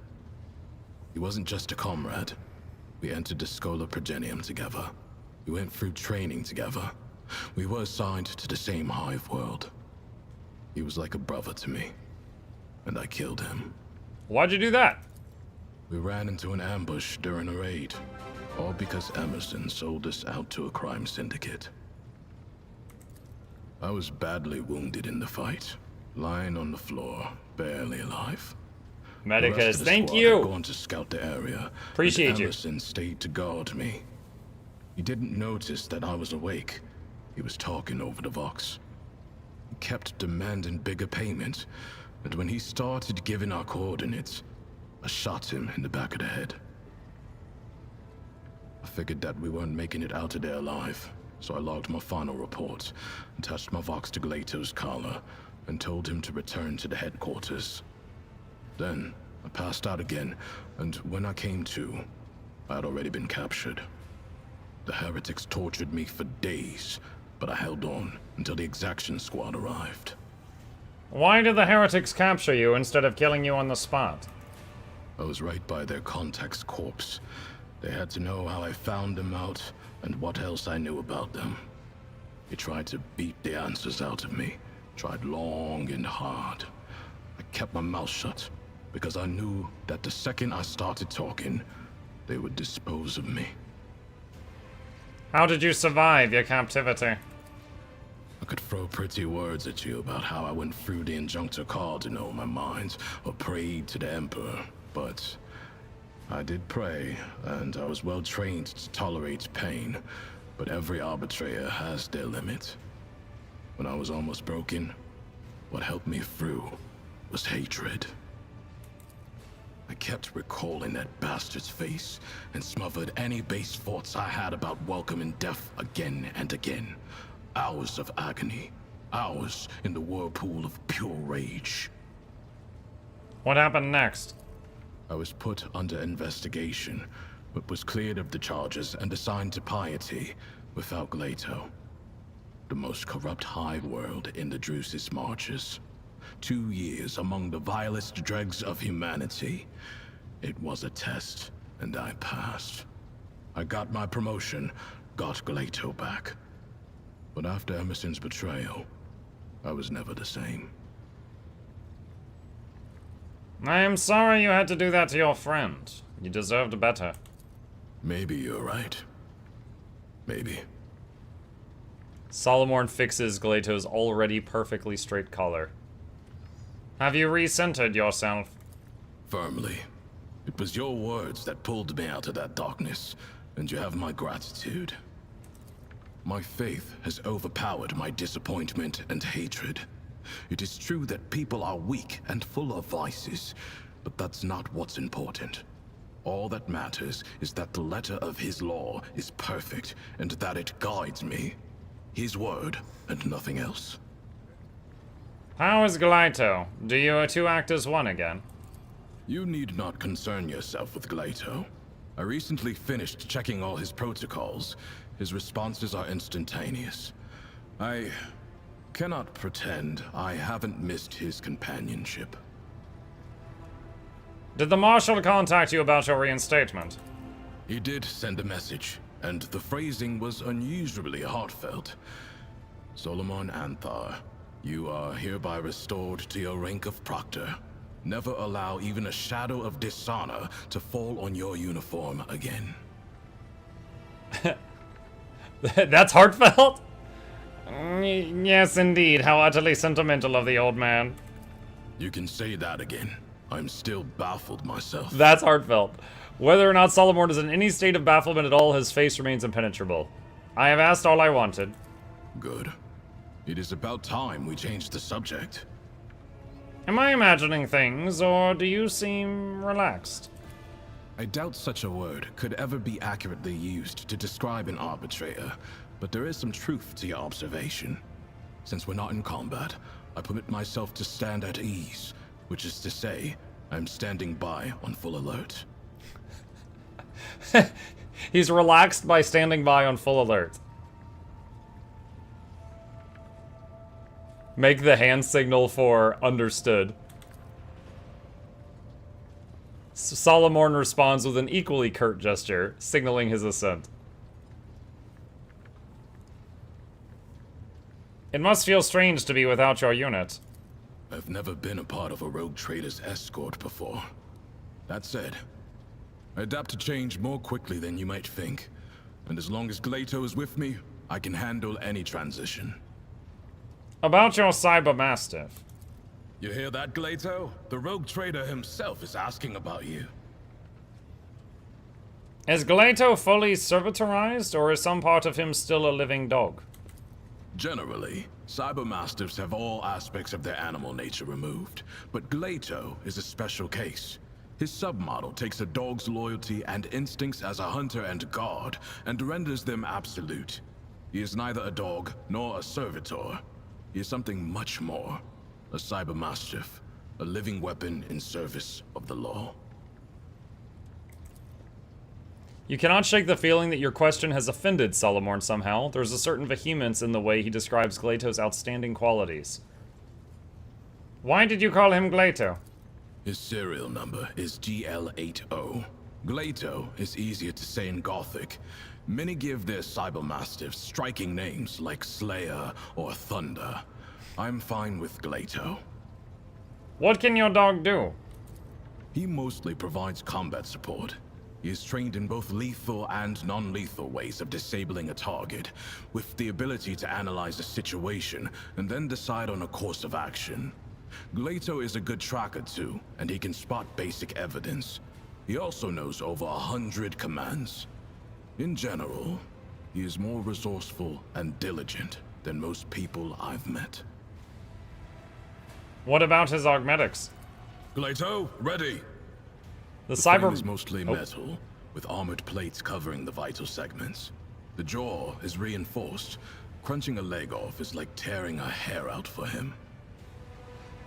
He turns Glato's head to give you a better view of the fangs, as if their terrifying size were not apparent to the naked eye. I don't even know a tenth of all the things Glato is fitted with, but it's an impressive list to be sure. Take the sensors in his nose for one. A Cyber Mastiff is like an odor analysis laboratory. Alright, that's that.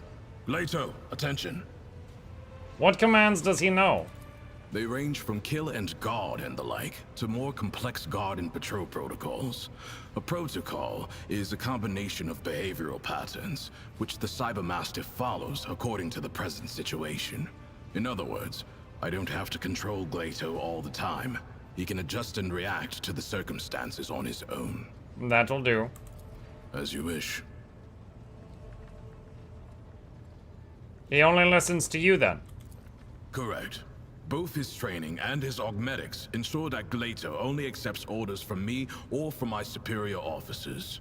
Apart from having the obvious benefits, it also serves to prevent disarray on missions involving multiple Cyber Mastiff handlers.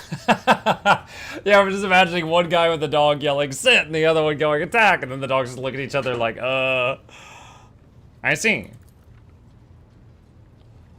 Hello, Glato. The Cyber Mastiff pricks up at his ears, examining you with an intelligent look that seems anything but bestial.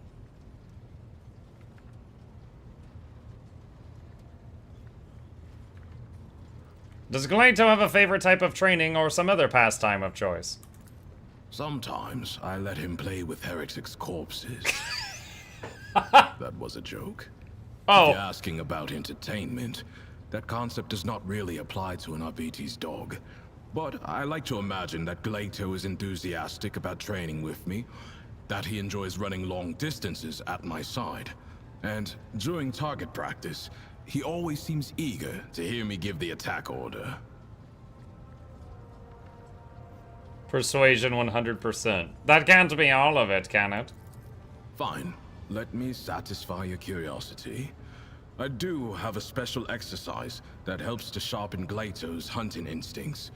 I take a few ammo casings and hide them in hard-to-reach places. One time, after a raid on a manufactorum, I gave him a whole abandoned workshop to run around in, but I also played a trick on him by throwing one casing onto a ceiling beam. Then it was Glato's turn to play tricks. He waited under the beam until I walked up to him, then he jumped onto my shoulders and climbed to the top.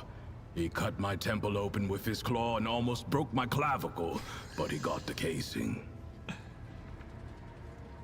I think you and Glato could have your own training ground. I will order a space be prepared in one of the compartments and have it outfitted with everything you need. The equipment needs to be sturdy. Glato is unstoppable when he's not holding back. Thank you. I was gonna say, are you just immediately, like, going into the design phase? Well, just show some gratitude. Serve with honor and duty, Glato. The Cybermastiff growls quietly. It seems he does not take kindly to anyone making eye contact with him for more than a second. Alright. You know where to find me, Rogue Trader. Yeah, it's funny because my character has a dog, but I'm asking all those dog questions like I have no idea what a dog is. Okay. Alright. That's a couple quests. I wonder if that's the end of Solomorn's questline. As Solomorn was part of the newest DLC, which I am playing for the first time, so that seemed like that could have been his finale. I'm not sure though.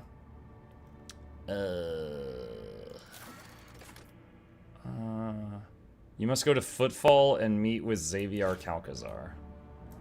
Footfall was down here, right? Wallstone. Footfall. God, that is far away. Yeah, that's fine. Alright. Time to start jumping.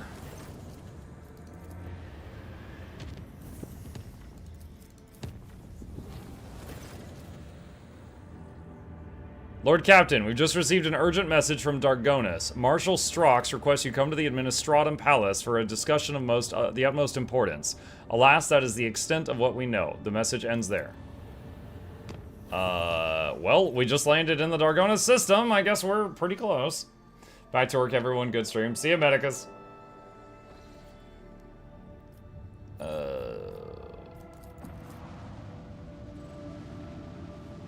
Now, the Administratum Palace was also related to the Arbides DLC, so I guess there's more. Praising the Muses complete.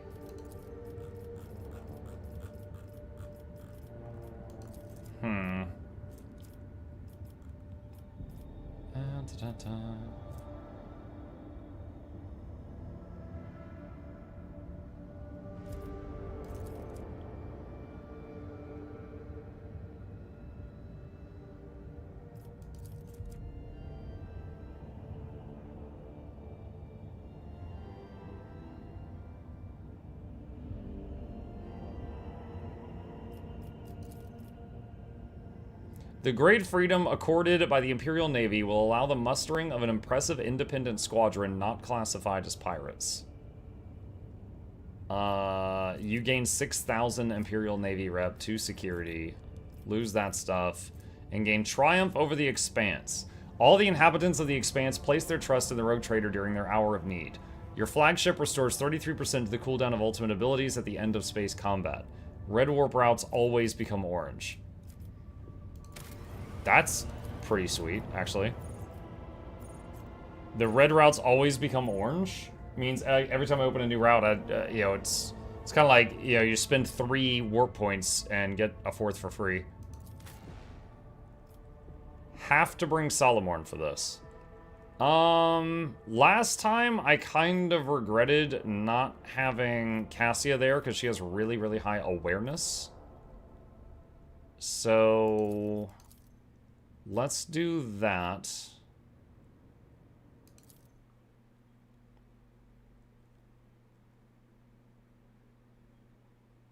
Because there was a few skill checks during the Abelard family trial thing where I was like, oh god, I should have brought Cass to this. Alright, I don't think I'm gonna have to do a fight here. Yeah, I'm not gonna bother leveling him up right now. I don't think it's gonna be necessary. Of a world, I am the rogue thread. Marshal Gregorus Strox. Marshal Strox regards the prefect with an implacable expression. Out of the question. I will only speak about resolving the situation with the rogue trader directly, no intermediaries. Prefect Inscribia Vultur. As she speaks, Prefect Vulture's augmented hands constantly fidget with a tattered piece of paper that may have once been a report. But for how much longer might we have to wait for the rogue trader? 10 turns? 30? Thrice that? Time is an invaluable commodity, and we currently have none, esteemed Marshal. Not to mention that Decree RP 84289 explicitly states she stops abruptly when she sees you. The Marshal raises his chin. Rogue Trader, the Adeptus Arbites request your immediate cooperation. The sacred tithe collected from the Coronis Expanse is in danger, and you're the only one who can negate this threat. What danger are you referring to, Marshal? All of the Expanse is ablaze, Rogue Trader. This state of disorder jeopardizes a critical strategic location, the planet Lethus, a clandestine world provided by Theodora von Valancius's for the purpose of storing the tithe collected from the worlds of the Coronis Expanse. Strock's cheek twitches. At present, the planet is overflowing with the sacred tribute, amassed over the course of decades. After we lost contact with every single ship was sent through the Maw in recent years, the decision was made to cease all attempts to transport the tithe out of the Expanse until the warp's tumult had subsided. It was for just such periods of the Maw impassibility that the storage worlds of Lethus was devised. The raspy voice of the prefect cuts across the Marshal's speech. If I may provide certain details, as per regulations prior to being sent to this temporary depot, all tithe shipments were first brought to Dargonis. These deliveries were made using barges crewed by servitors, with the only people on board with the privilege of autonomous behavior being key officers and an arbitrator escort. In other words, the location of both the system and the planet was strictly classified. A special pact was made with the Navigator House. Even I was not entrusted with the coordinates. Drink of water? Adira clearly needs another run. Maybe this time she'll wait until the second turn to blow her own head off. The Marshal looks straight at you. Given the scarcity of our resources, absolute secrecy is Lethus' main line of defense. However, we are detecting increased activity near the storage world's location. I do not want to do this, but I am quite plainly forced to ask for your help. Go to Lethus and organize the extraction of the Imperial Tithe to Dargonis for further safekeeping.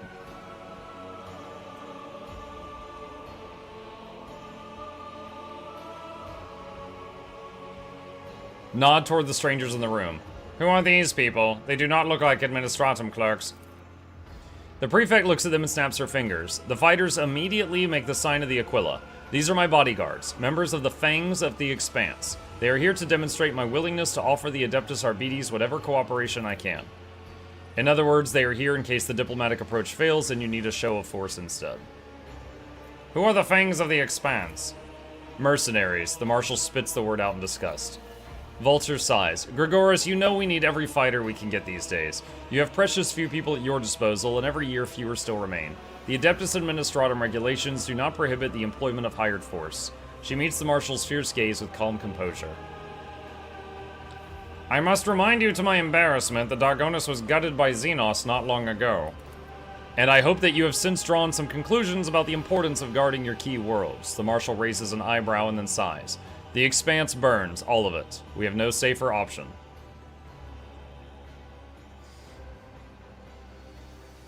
Increased activity, you said. Marshal, do you suspect that someone is trying to find their way to the planet? The Marshal draws a sharp breath. Impossible. That would mean that someone is commanding vast resources and influence and knows of its existence. We have no evidence that could support this conjecture. Considering the current state of the Coronis Expanse, with pirates and Xenos roaming where they please, it is far more likely that the storage world will be discovered by accident.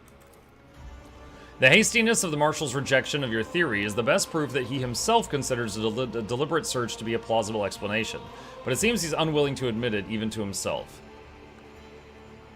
What can you tell me about Lethus? I do not recall seeing it on any star charts. At my insistence, it was struck from all astrological data. It was once a peripheral world with no value to tithe collectors, which is why its disappearance did not raise many questions.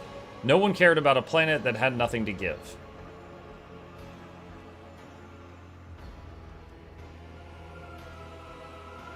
And why can't you export the tithe yourselves? That is an acceptable option, one with which we are prepared to proceed. The Adeptus Administratum has requested mercenary troops of the highest caliber. Under extreme circumstances, the Lex Imperialis permits... Out of the question. There's steely ringing in Strock's voice. In the Coronis Expanse, there exists a strict separation of authority between the Adeptus Arbites and the Administratum as certified by the Von Valancius dynasty and formalized in the Lex Dargonis. Transporting the tithe to and from Lethus and maintaining its security is the duty of the Adeptus Arbites. Aside from the head of the dynasty, only we have the right to set foot on Lethus or to know its coordinates. Such is the word of the law. The Marshal turns to you again. There is another reason. Under the present circumstances, only you can provide the necessary level of security for the Imperium's property stowed on your world. The Arbites are too few, and our forces are stretched too thin, and we must see to the stability of tithe deliveries from other worlds, and prevent any attempts to disrupt said stability. Thus, we are humbly asking you to help us.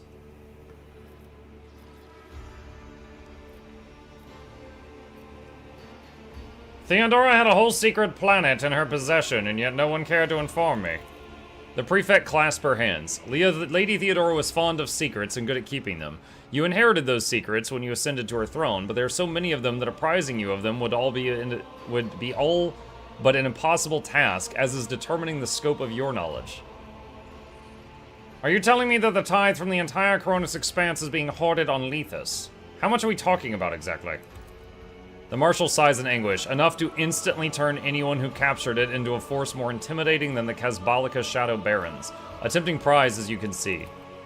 To save an unimaginable treasure hoard just as a change of pace? Why not? If you were to offer us a modest share of the cargo, we could be... Jay catches the Marshal's icy glare. Outraged! We require no compensation at all, for we operate solely for the good of the Imperium. This must be resolved without delay. I will go there at once. The Marshal nods. I will have the coordinates and passwords transferred to you. They are for your eyes only. Once you have arrived at the location, you are to oversee the tide's transportation to Dargonis. We will meet the barges here and then redirect them to secure vaults. I must ask that you hurry, your lordship, before all is lost. The prefect bows. They didn't say a single word to no peace in my wake. Solomorn, but it forced me to bring him to this. Okay. Alright, I don't know where Lethus is. If it forces me to bring Solomorn onto the Lethus mission, I might need to actually level him up. Oh, it's right there. Okay.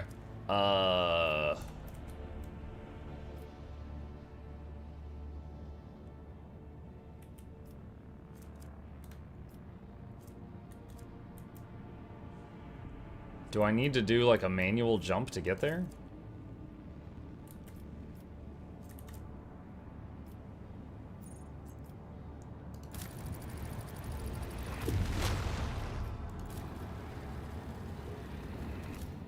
Alright, made it orange.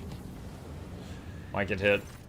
Rogue Trader, please accept my report in person. It concerns criminal collusion among senior officers. They will also be present to be able to answer the charges. What? What? Criminal collusion? I would prefer not to divulge details over Vox. It could be overheard by those who will have to stand before you and answer for their actions. I will see you without delay. On my way. Soon as I get this guy back on the ship, he's like, Heresy.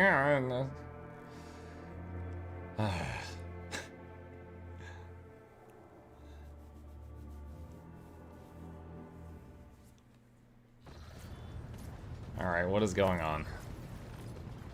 There's Glado. I think that's the Vox Master. I don't know who that is immediately. Rogue Trader, I hold the 3 senior officers accountable for the misconduct I have uncovered as part of my investigation. I allege that this ship's crew is full of wanted criminals. Do you refute the charge, Janris Danrock? The High Factotum stares at the arbitrator with uncharacteristic coldness. What are you insinuating, esteemed Proctor? Heretics on board the ship of the Emperor's Anointed are a threat to the whole Imperium. If anyone knew of this and failed to report it, punishment will follow. Isn't that right, Voxmaster?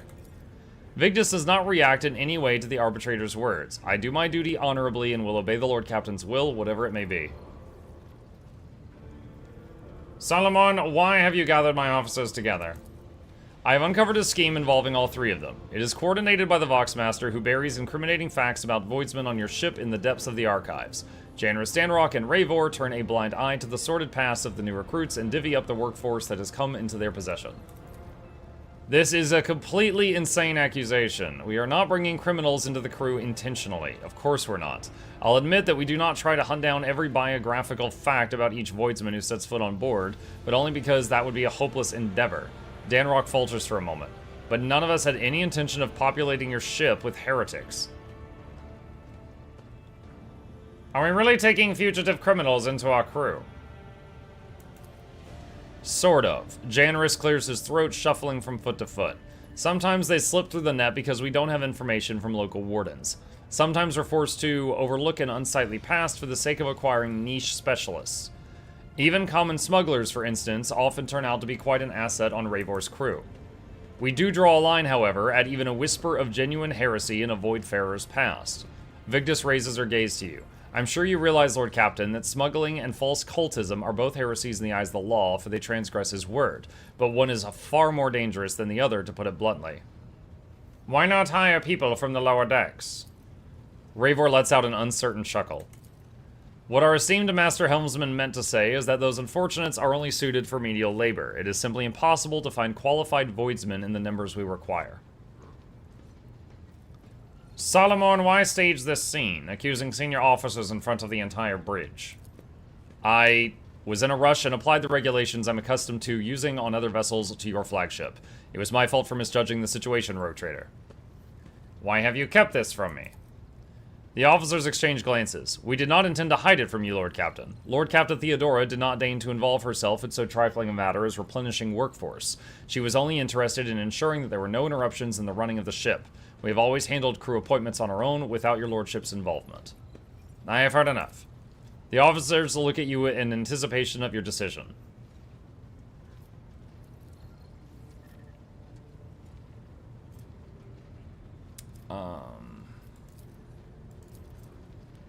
Train specialists. Pacific crew and fusion criminals.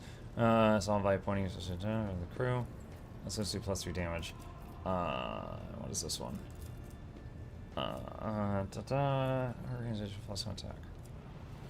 Okay. Allocate protectorate funds for training specialist crewmen. We have enough masters of their craft on board to train a new generation. It will take time, a great deal of time, and will require considerable financial Danrock stops short under your gaze. Bodie McBoatface has gained trained specialists. The Rogue Trader put a stop to the recruitment of fugitive criminals. The qualified personnel shortage was solved by appointing specially trained voidsmen from among the crew. In the first round, the flagship's lance weapons do plus 3 damage. As you command, your lordship. We will see it done.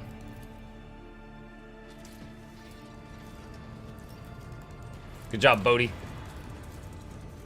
Okay, where were we? This is why we needed him back. So much heresy festering right under our noses. That's right.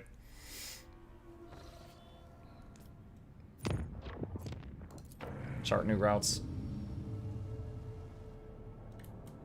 There's one awful route right there.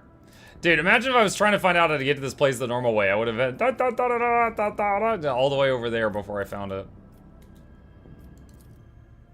Visit.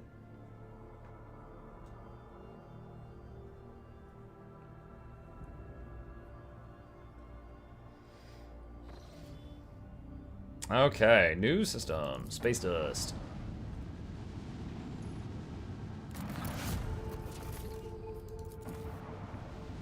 Can't wait to see more about the Evoker later. I don't know why I'm in love with how cute the summons are. That'd be interesting meeting when my Rogue Trader was the Crime Lord background.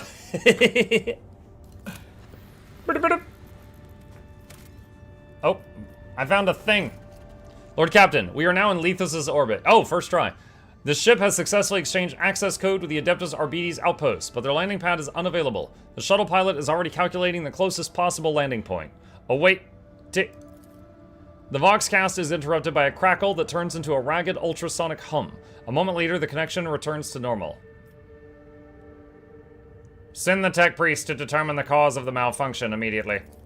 The investigation is already underway, Lord Captain. The incident did not affect the security of our Voxcast. It seems more akin to reciprocal auger scanning.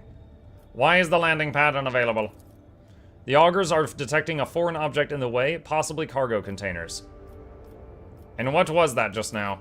There appears to have been an intrusion into the data stream, one that was executed using Dynasty's secret codes.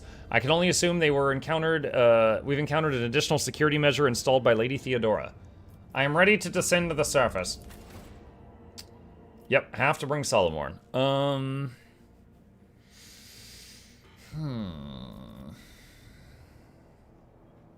'Cause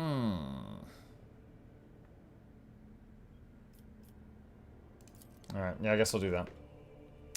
Alright, we're gonna need to give him some levels.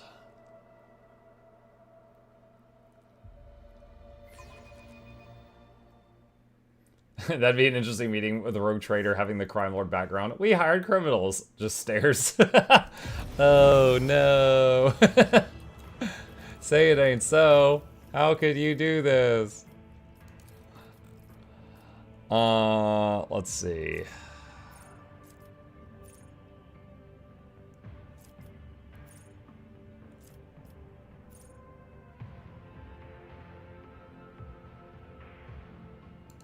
Public sentencing. Zero charge.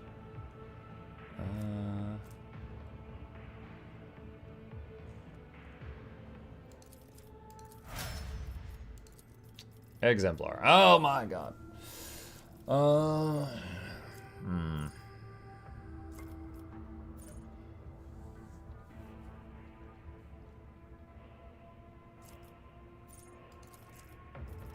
Flesh wounds.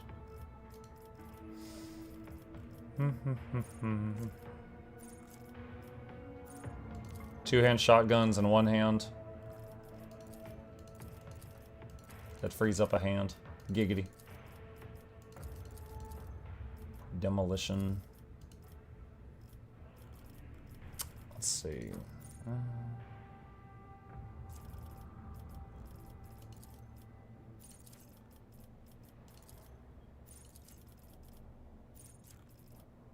Binding purpose.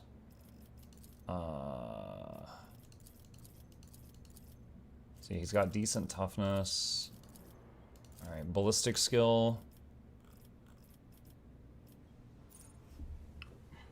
Funny enough, that happens in the freight line area. You catch thieves stealing weapons, they're like, hey, you know all about stealing, surely you're okay with this.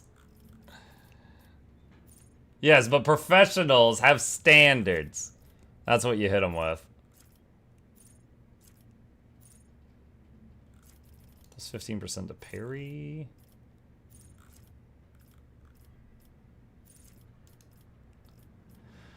Choose the first tier archetype ability.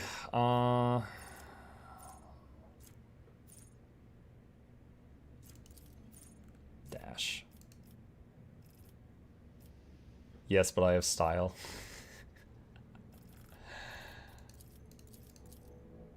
Persuasion is 65. Demolition's alright.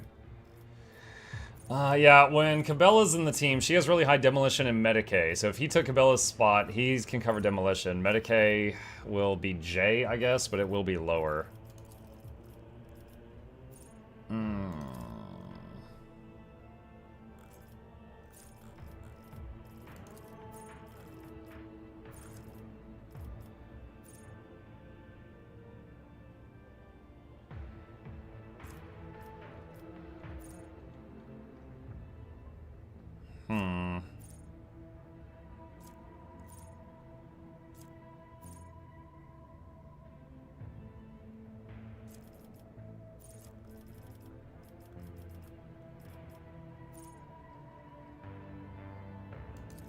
Extermination. Still curious if Extermination works with pets. Extermination says you do +1 damage for every attack you made in combat, but I'm wondering if the pet attacking will give you a damage buff, or it a damage buff, or neither of you.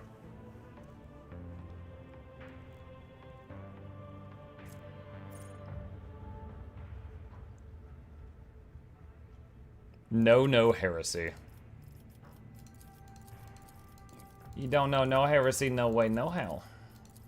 Ballistic skill.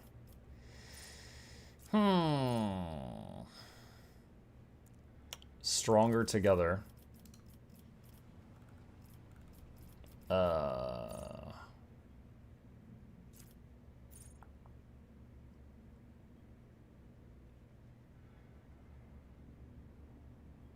Strategic adaptation. I don't think I'm ever really going to use that. Ballistic skill. Let's see, law and order, mob justice.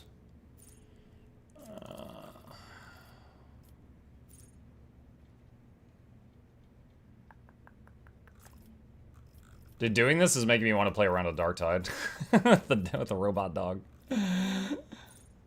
The robot dog at Darktide is nasty. So wounds, there's a bonus. Oh, where's that parry one? Or was it nimble? I don't have nimble on this guy yet. Alright.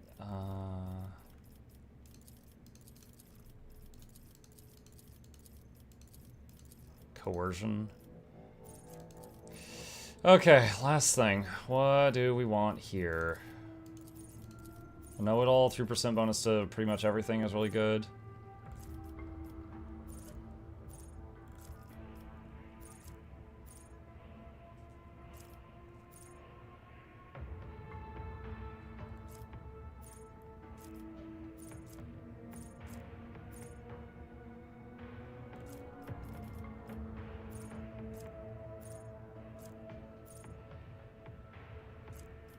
That's fine. We'll just get know-it-all.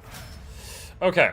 So we just gave him the ability to use a two-handed shotgun in one hand. Do we have one better than what he's got? He's got a 12 to 20 damage one-hand shotty. That's 27 to 35. That's way more. Oh boy, look at that.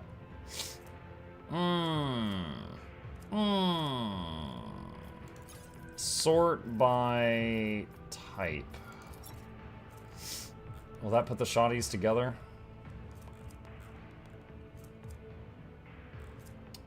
Do I have any more shotties? Webbers. Never really used Webbers. Mars pattern shotgun, 27 to 35.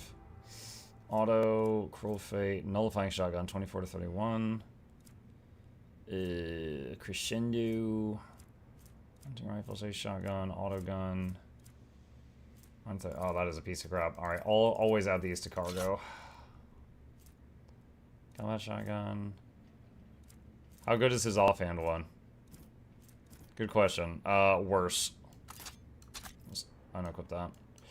Okay, he needs some equipment. What do we got? Let's see, 25% block chance shield. There's one that's 40.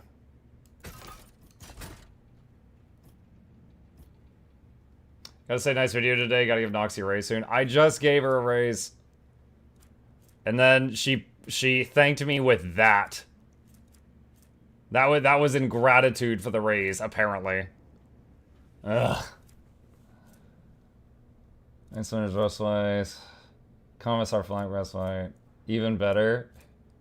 And she's like, yeah, it meant a lot to me. Here you go. And I'm like, what the hell is even this?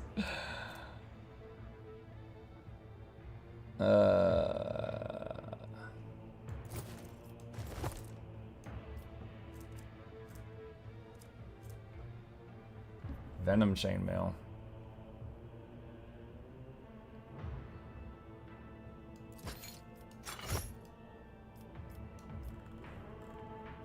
Alright. Trinkets and doohickeys. Better than nothing.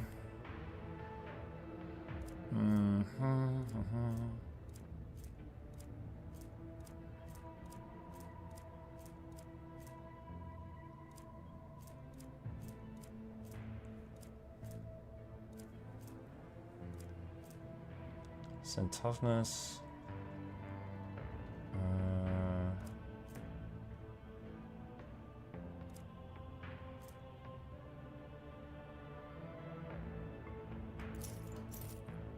Buff to ranged weapons when in melee range. Sounds good for a shotgun.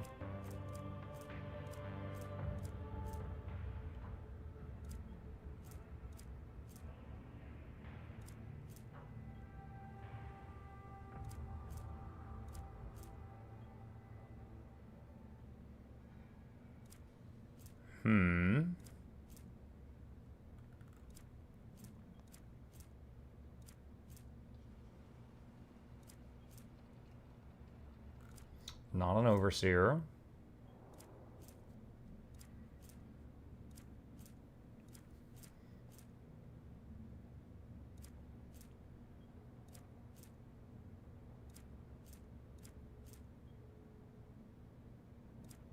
What's the advantage? That's not me.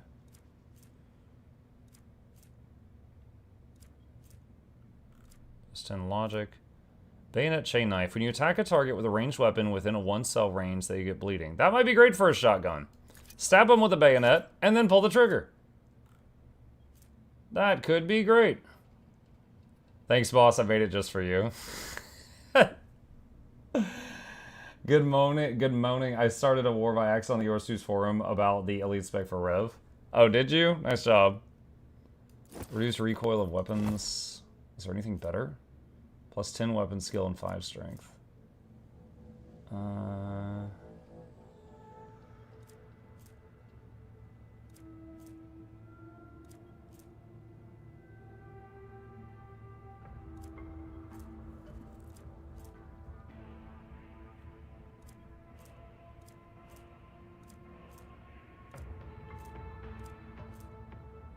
Okay, boots.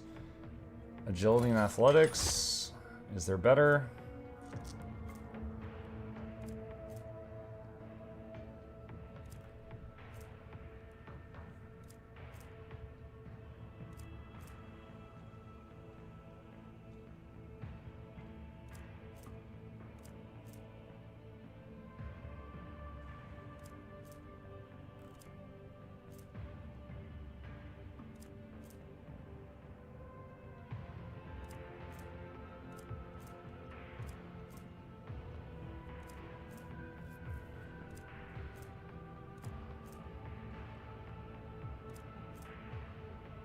Don't think so. Okay, back items. Anything here?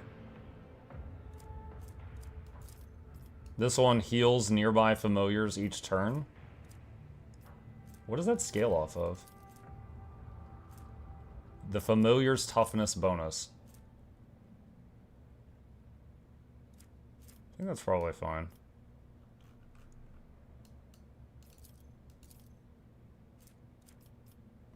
Okay. Oh, wait, the chip. Glyto doesn't have a chip. Glyto's naked! Where is it? Let's see.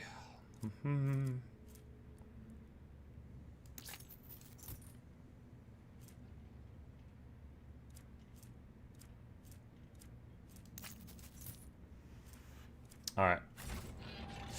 Quick save, so that if anything happens, we don't have to do that again. So he should be prepared for combat. I don't think he's going to be Cabela, but... Alright, medkit, nades. And done. A glittering object on the corpse's hand catches your eye. A string of silver prayer beads with a tarnished administratum symbol. The victim must have been buried alive in the middle of an inventory inspection. Wow. Just so I thought being at a desk job in the administratum couldn't get any worse. Traveling in the rogue trader's retinue. Uh-oh. Who is that? More shadows from the riven sky? They're sure dressed nice. Hey, is that an arbitrator?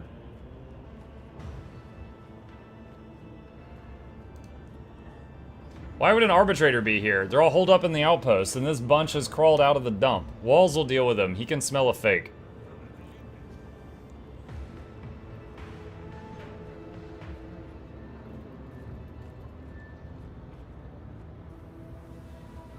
What was the name of that game I played where we played the really drunk, drugged up cop? There was a lot of reading.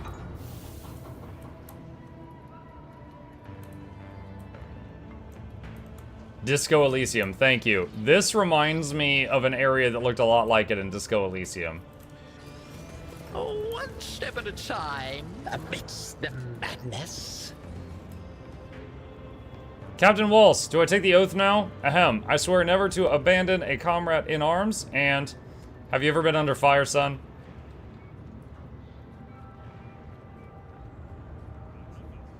No, Corporal. Here is your oath, then.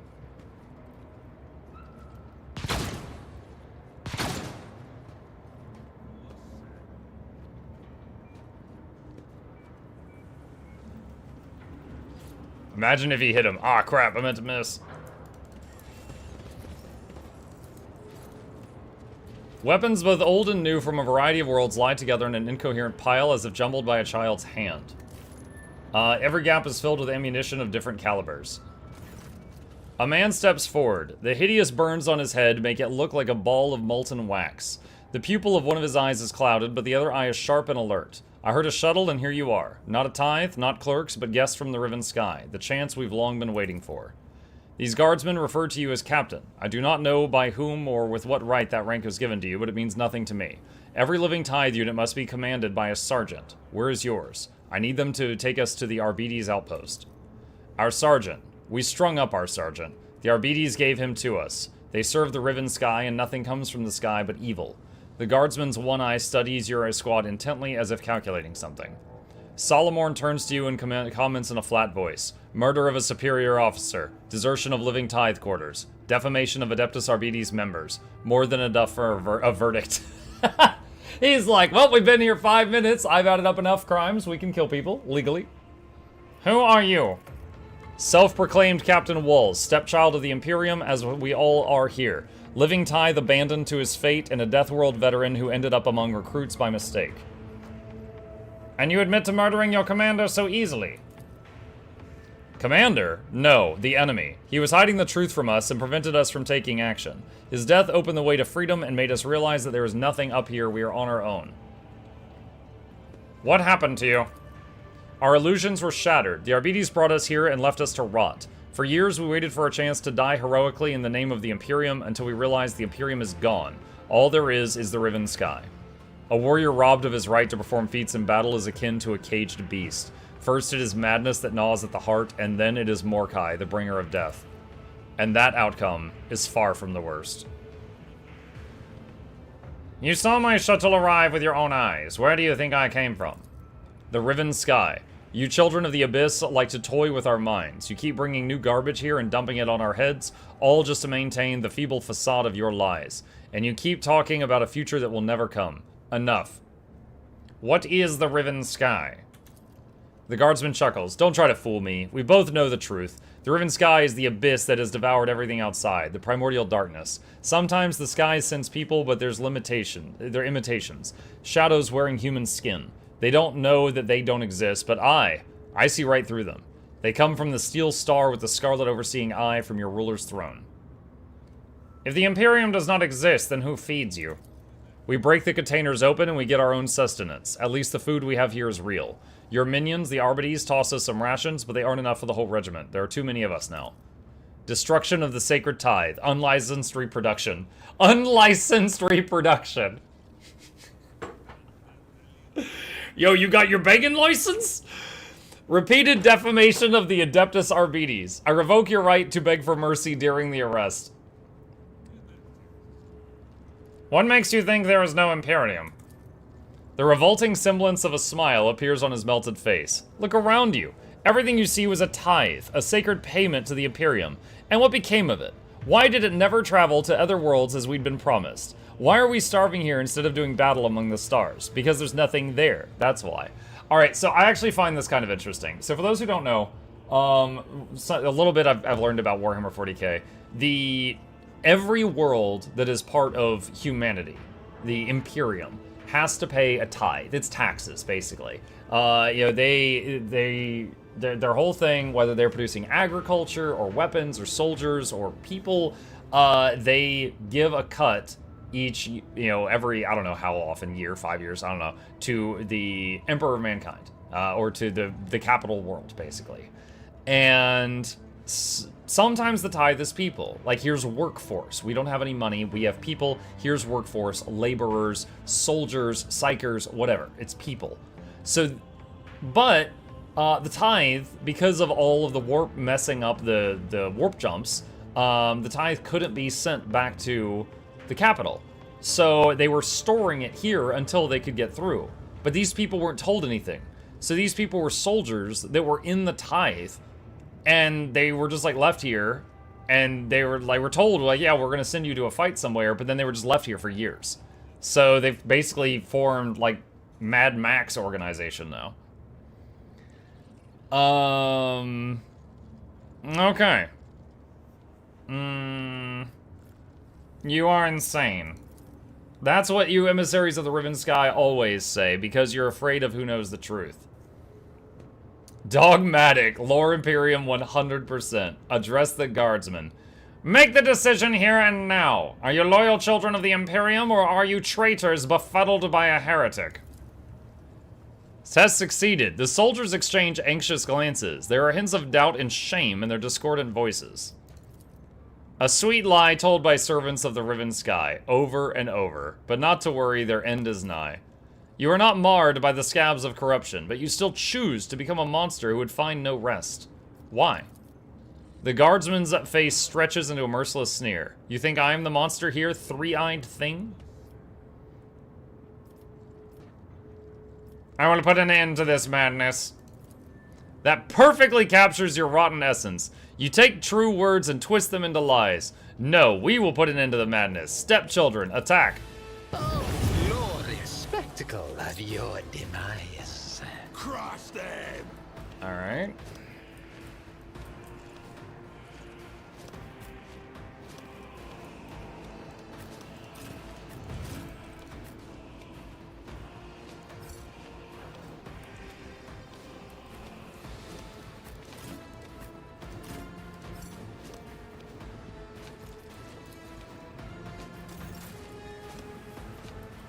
Okay.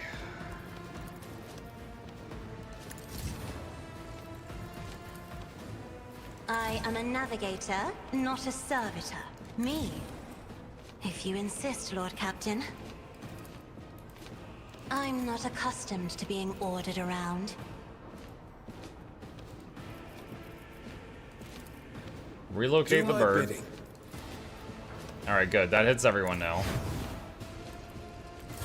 Alright, so we got regen on the whole party.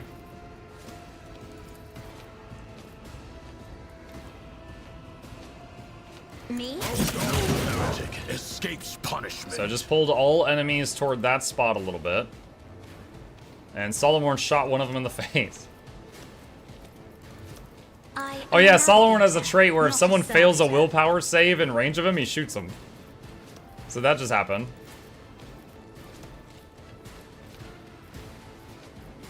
Isn't this a job for the serfs? Out of my way. Stop shooting my dog! Let's do it. Let's make it quick. Solomon's turn.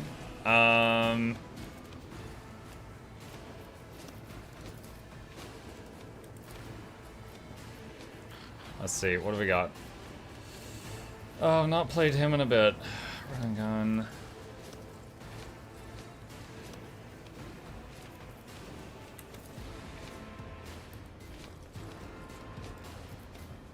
Alright, apprehend. Let's test our skills, Leto.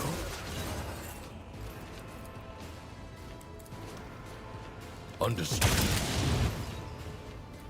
Alright, that one's done.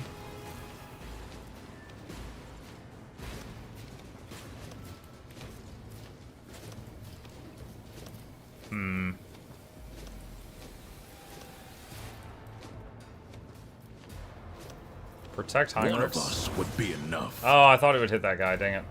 The order is clear.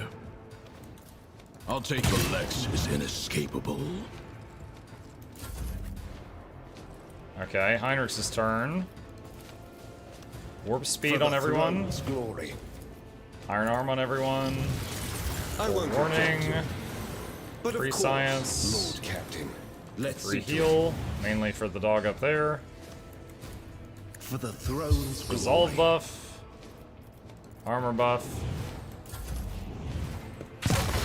Ah! Stop shooting my dog! Oh my god! Overcharge, full heal the dog. Madness. Operation save the dog. What if? You are marked for demise. A genius. Look. A wicked thought.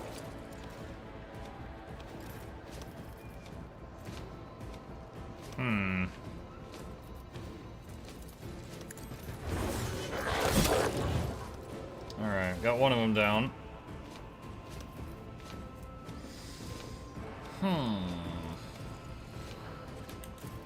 Schemes Taunt those three. within their schemes.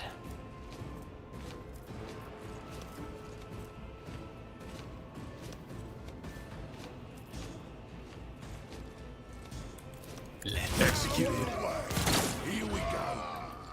That's all you've got. Okay. Wolves raid. Kick him away. See my hand Shoot is this guy. thunder.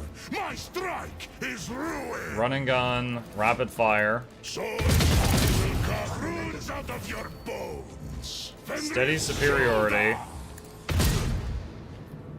Wildfire. Can do this better than a warrior dog in disgrace. And reload. Cubs play. Let's make it quick. Alright, Jay's turn. Medicae signal. Not that it's really needed. Let's see. Don't get near across a Kazbali. Did they really just shoot the dog and then Ulfar? They must have something against canines. Well, I mean, they threw grenades all over the place, so they kind of hit everybody.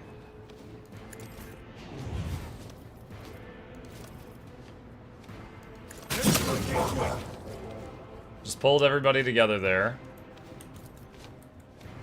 I want to AoE them, though. That's going to hit a lot of friendlies, so I don't want to do that. So we'll just single target zap that one.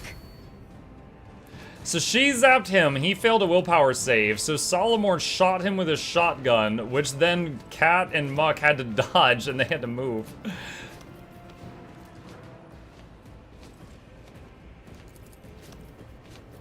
So we can cast Finest Hour on someone. In the name of House Orselio, I shall Later, prevail. we're undertaking this task. It won't be arbitrator judges. Let's test our skills, Glato.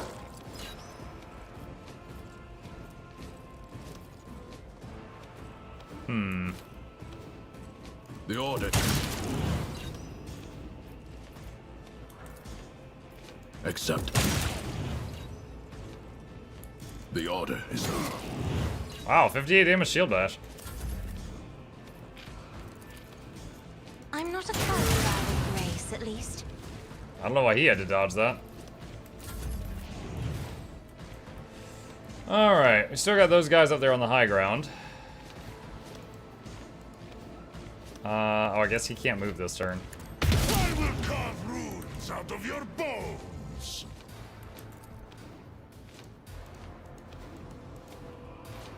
My instincts tell me to refuse. I can't shoot over their heads. Alright, single target shots then. Die in disgrace. So I have become the All-Father's worthy instrument. In turn. Done. Out of my way. Alright, Cass. Let's have her move out here and put Warp Curse on the boss. Emperor, give me strength. So he takes more damage.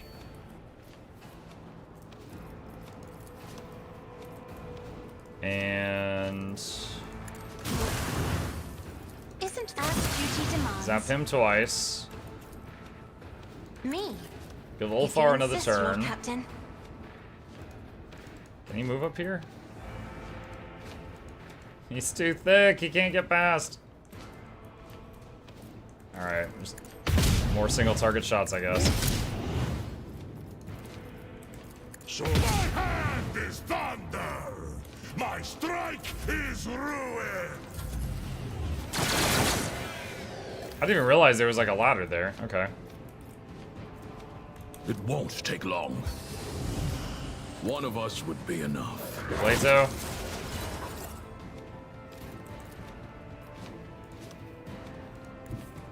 I'll take it as target eliminated. Alright, Solomon casts a grave look over the battlefield, then turns sharply to you. A change of tactics. We must cut off all the arrival points for the reinforcements. See those cables and counterweights. They're what's keeping the containers suspended. We get rid of the counterweights and the containers will fall and block the passages. Someone will have to climb into this semblance of a tank and open fire on these targets while the rest activate the shell loading systems using the cogitators and hold off enemies. Choose who will man the tank. Do not look at me, Aetvater. The machine may have been blessed with the proud name of Lehman Russ, but it is too small to fit one of the Emperor's angels. Oh.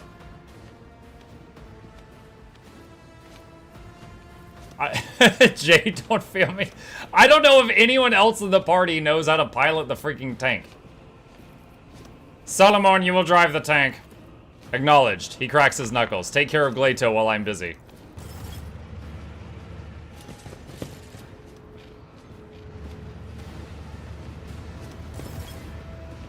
Counterweights to destroy, 3.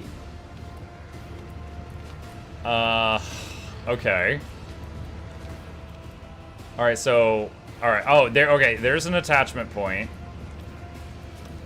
There's... Power up the tank. There's an attachment point, number 2. There's 3. Okay, I see them all. Okay.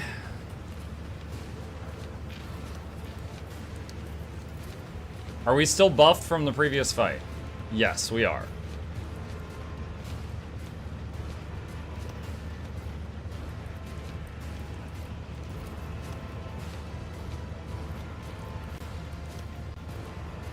I won't object to it.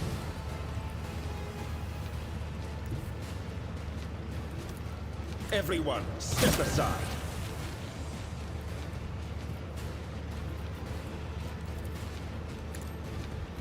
Your turn. But of course, Lord Captain.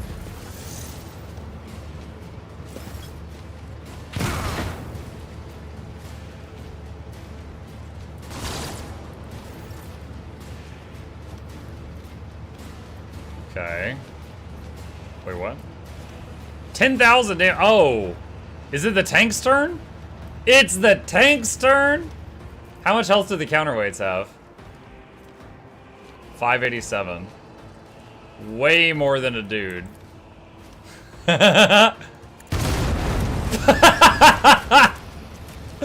Muck you and the horse he rode in on.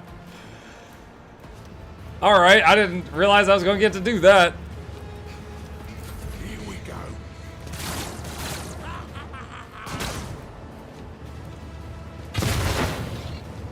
Anti-tank shell. I like how that guy ran in with an anti-tank shell and then turned around and threw it at Ulfar. You know what? You're the problem.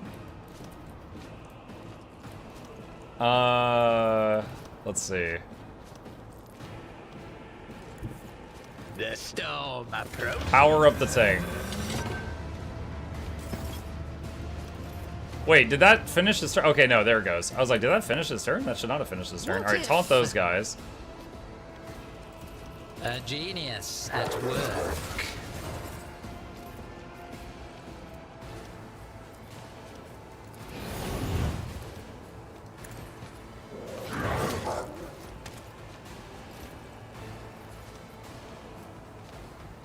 Let's see.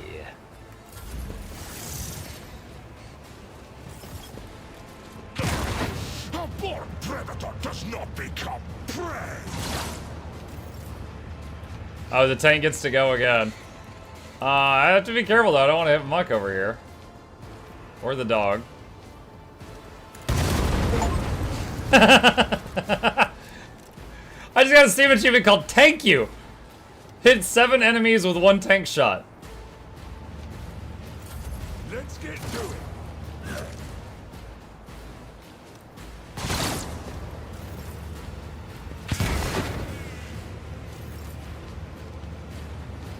Alright, so we gotta destroy the counterweights now.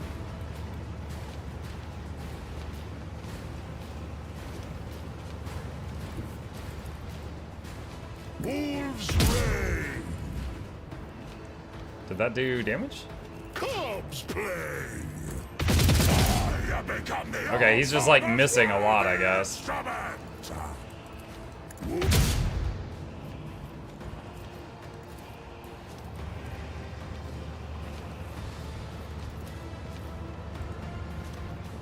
The fame-hungry cow. And then kick that guy. Hold on.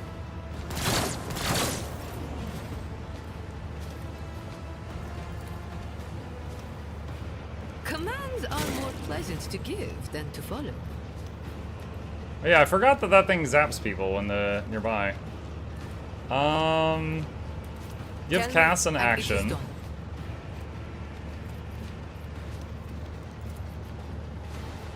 Pull all of those enemies. I am a navigator, not a servitor.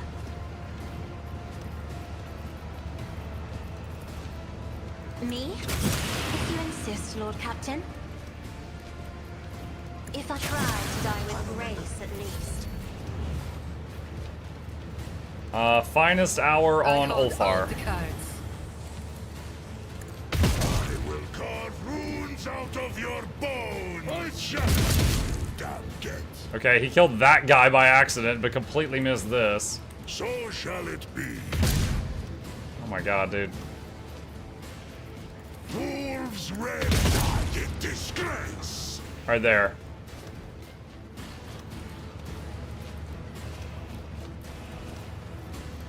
So it shall be. Alright, Jay's turn. Or back to Jay's turn, I should say.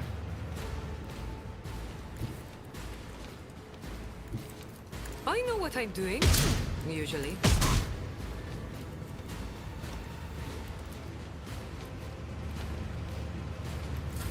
Here we go.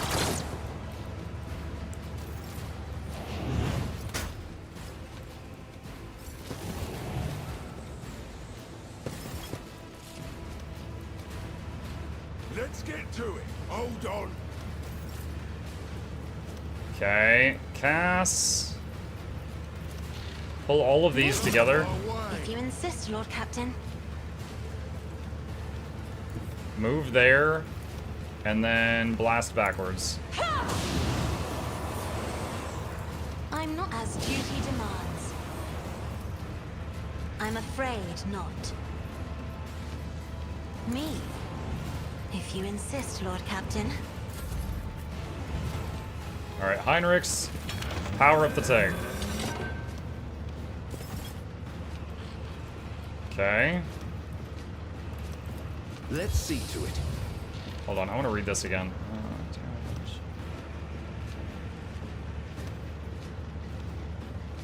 Okay. I won't object to it. That wasn't a lot of damage. Go on, beast.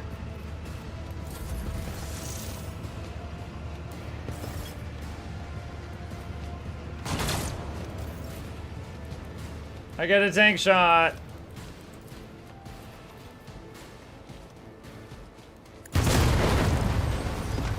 Alright, that counterweight's destroyed.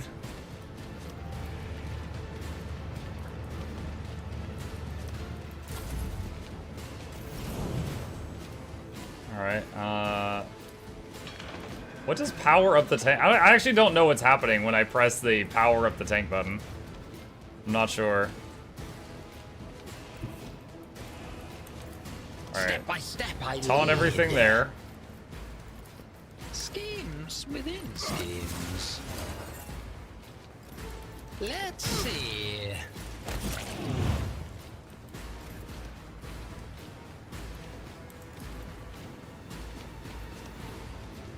A wicked thought.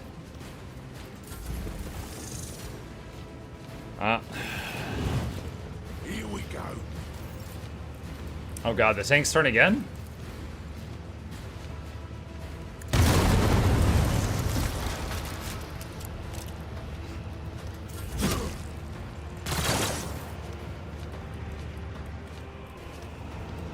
Corpse play. I will carve runes out of your bones. So on the disgrace. Not I will carve. Alright, I think runes there's out of no your more bones. problems behind me. So shall it be. In disgrace. Wolves reign.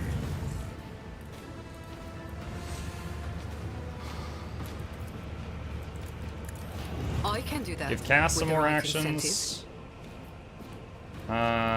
Shoot. I was hoping she could hit the attachment point from there, but she can't. Isn't Alright. this a job for the serfs? Zappin'. I try to die with grace, at least. Me? Let's get to it. If you insist, Lord Captain. So it shall be. I will carve runes out of your bones. Too bad I'm still on. standing. Who die in disgrace? Cubs play. I will carve runes. I guess if you ever run out of enemies, they just keep coming in like this. Pain is but an illusion. I wonder if you get XP for each of these, because then this would be like the ultimate farming spot. Succeeds. You've got a Jai Haydari.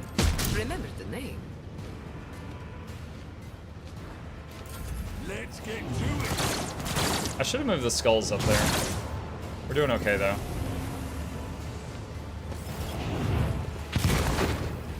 Hold on. Dude, these guys spawning and hitting Muk with an anti-tank shell every turn is starting to hurt.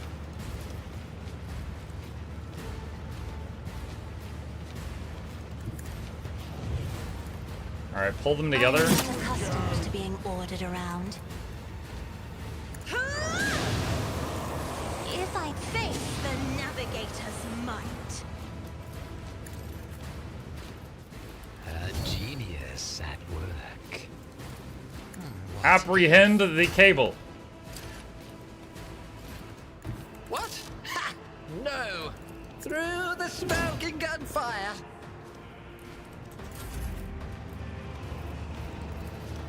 Me? If you insist, Lord Captain.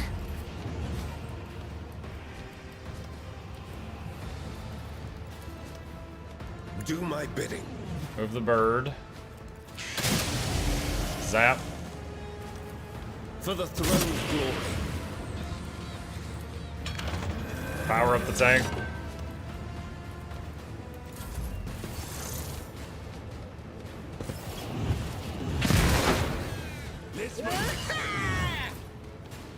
Alright, it's the tank's turn, but I need to be careful not to kill Mukluk with this shot. Let's try that. Alright. We got the last cable. Now we got a few leftover dudes.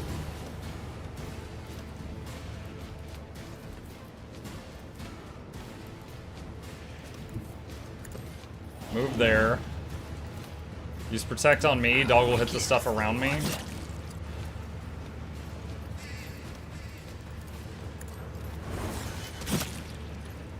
Not hitting very hard for sure. Schemes within the schemes. Alright. Oh, the big man. Gotta be careful so he doesn't kill my team. None. Wolves reign. Our foes reek of cowardice. Or he misses everything. Cubs play. So I don't like that.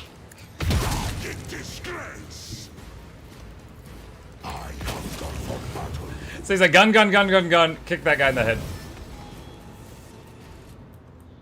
That is a lot of ketchup everywhere. Oh my gosh.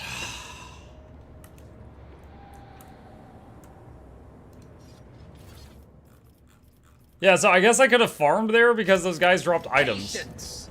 My nerves are frayed. Because like that would have been just like, I mean, they're crappy items, but they're items. So it seems like you could just farm there. Oops. Whenever the wearer uses charge, dance, macabre, dash, or death from above, the wearer's damage is increased by 3% till the end of their turn, stacking up to 3 times. Okay. Alright, Solomorn got a level. Let's take a look at that. Oh, grants 1 additional AP at 10th and 20th exemplar rank. Okay. Open. Before we do that, it looks like there's some boxes They will in here. See. Oh, Oh, yes, yes. indeed. They all will see. Shield of Unfaltering Will. Successful attacks of opportunity inflict immobilize on the target. A shield allows wearer to block attacks. Just got here, were you in the tank? No, Solomon was in the tank.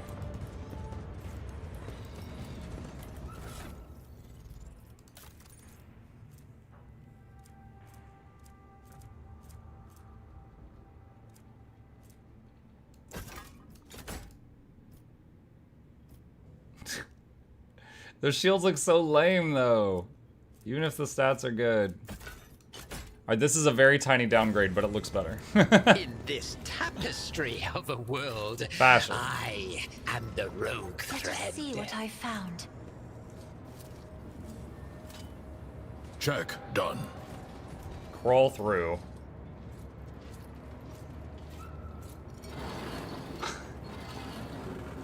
The dog is fetching loot. Have you ever seen the Warhammer animated series, The Tithes? No, I have not.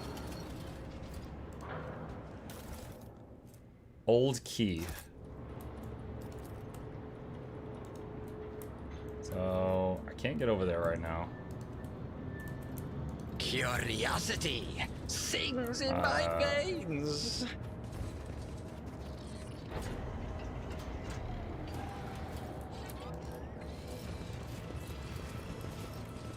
Arbitrators stand ready. Protocol RTO-91. We have important visitors. Proctor Adriana Yeager, Outpost TM-255. Greetings, rogue trader. A woman addresses you who is hardly ancient, but whose life appears to have been arduous enough to turn her hair gray before its time. Proctor Solomon Anthar. A cursory inspection of the site has revealed serious improprieties in the custody of the tithe. Report the extent to which the damage exceeds the margin of error. According to the last report, the losses have not yet exceeded the acceptable value set by the Administratum. The new inventory will show how well we have done in securing the sacred tribute. Would you like to see the numbers? Not right now. I can see that you followed the protocols. The Marshal will judge the results of your mission, but I believe our reports will align in assessments and expectations. Both proctors nod curtly. Why is your landing pad blocked? I formally apologize for this on behalf of the Adeptus Arbites. We have been forced to stockpile shipments of weapons and explosives within the walls of the outpost to keep the living tithe from getting to them. I was attacked by guardsmen. There's Throne's blood, more losses among the living tithe. The arbitrator rubs her temple wearily.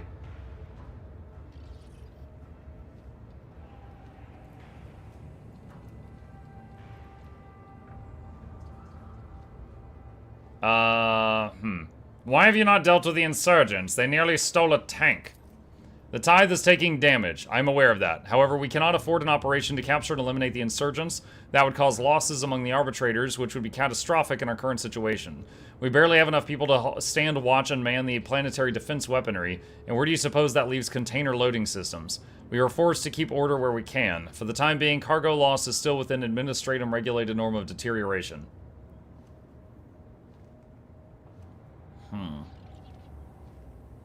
This world clearly has problems. It's about time someone fixed them. Then let us not waste time and move on to the purpose of your inspection. The authenticity of the Administratum and Adeptus Arbites authorizations have been verified upon your vessel's identification. I am aware that this is not a social visit. Speak plainly. Why has the head of the dynasty come here in person? The Marshal has ordered the tithe to be transported to Dargonis. Start loading the barges. Yeager lifts her gaze to the foul skies of Lethus. So that's how it is, after so many years. Understood, rogue trader. We will begin loading immediately.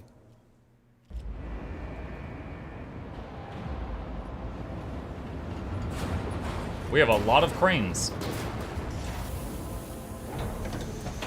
I gotta say, this stuff was stacked real nice and neat, wasn't it? Oh my god! I hope those weren't arbitrators.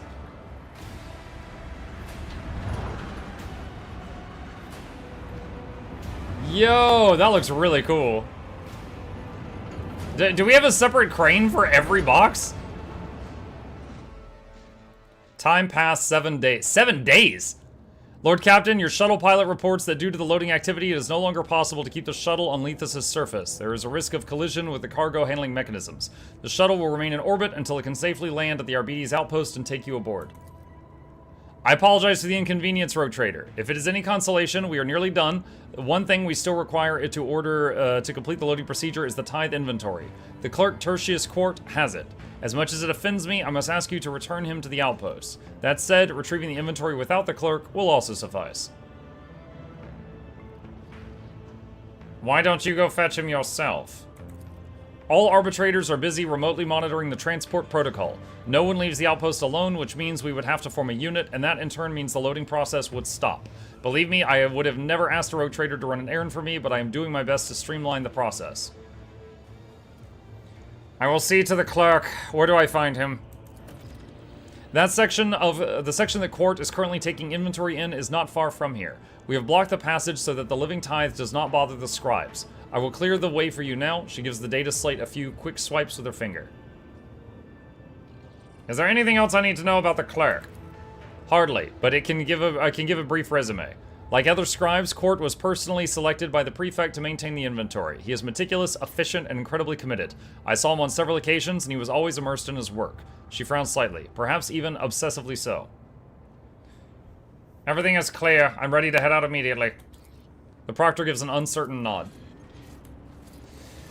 Let's see. Charmon says, it's a high-quality animation. I caught one episode before it got removed from YouTube. The gist of it was Cadians were defending a world against orcs. Transports were arriving, expecting reinforcements or resupply, but they are just there to collect ammo, forcing them to give up ammo and then leave them to die. You should check out the trailer for a post-stream. Oh my gosh. We have an injury on the main man. I am an enigma. Trading is just like art. It takes skill and talent. Do you require inquisitorial approval? Color the un. Some choose Okay, well, Jay. others prefer power. And me, well, I'm not that picky. I'll take both. Do I have anyone that can use Medicaid? Oh god.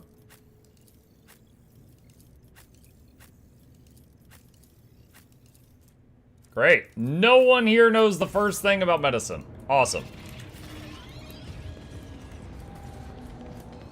What lies? Warp site reveals something.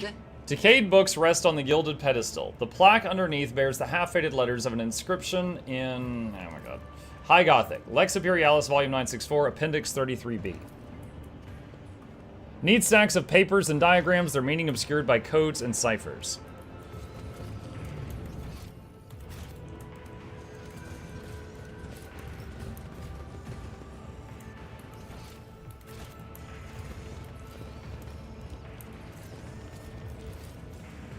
The weapons are arranged in a strict order, in vivid contrast to the haphazardly aligned walls of containers just beyond the outpost.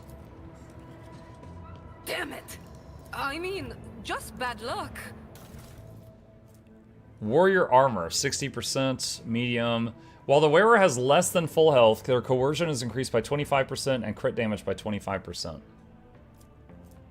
Scoped shotgun. This weapon has an additional single target attack that does double damage and pushes the target 5 cells away. For this attack, the minimal firing range is 2 cells, effective range increased by 5. Scoped shotgun? Rogue Trader. It's a big damage upgrade from his current shotgun. There will be no peace in my wake.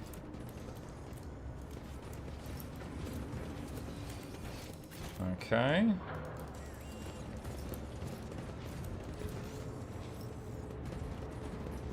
Muck, where's Mommy Dominatrix with a sword? She's currently resting. I was forced to bring Solomorn for this mission, so I swapped him with her. Oh, now we can get in here. A corpse with the insignia of an Imperial Guard sergeant. His battered knuckles and horrible injuries testify that this man went down fighting. Servo Skull Swarm gives Fellowship of Intelligence when calculating the effects of signal abilities. Its characteristics are considered to be plus 30. Bloodlust. The Mastiff gains 25 weapon skill. Max wounds increased by 50%.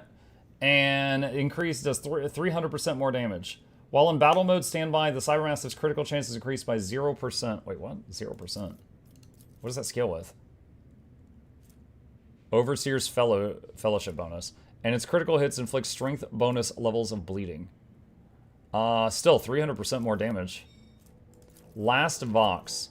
The Vox plays the log of the most recent messages. 353rd Company, come in. This is Private Wilger. I've lost my unit. I've been wandering in this infernal cargo maze for 5 full days now. Hi.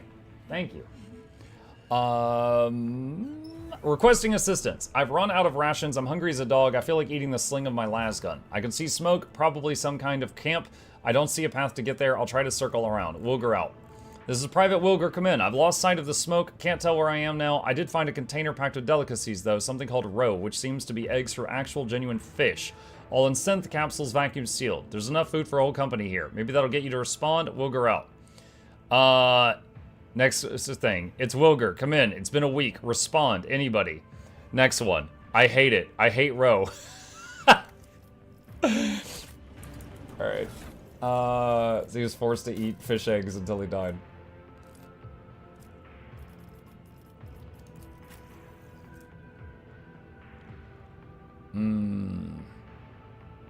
I do like the whole protect can be used multiple times per turn, but this is 300% damage increase. So we're gonna do that. Caviar isn't really worth the hype, seriously. I had it once long ago, and I really didn't like it, but that was a very long time ago. My taste buds may have changed. I do know my wife's family, they love caviar. Like, if you go to their house and they're serving like a big home-cooked meal, they will put out like bread as an appetizer, and they will put caviar on the bread in the kitchen before it hits the table. And I'm like, ugh. Like, you just give me just a plain piece of bread or just some one with butter for an appetizer. Like, yeah, I don't need pre-fish egged bread to hit the table. Alright. Open the latch.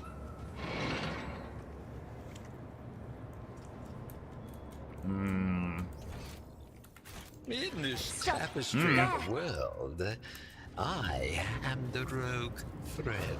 We got a hot dog. Problem for Proctor. The papers are covered in cramped handwriting. When you stop to examine it more closely, it turns out to be a single endless string of numbers. The container is filled to the brim with dried, polished human bones. You can barely make out the ecclesiarchy symbol. It strangles me like a chain around my throat. On the rusted I can plasteel. relate to your misery, Cass.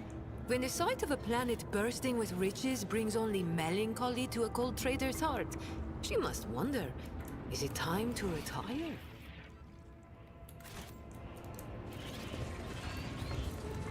They will see. Oh, yes. Demolition. They all will see. Coffin Maker's Sledge.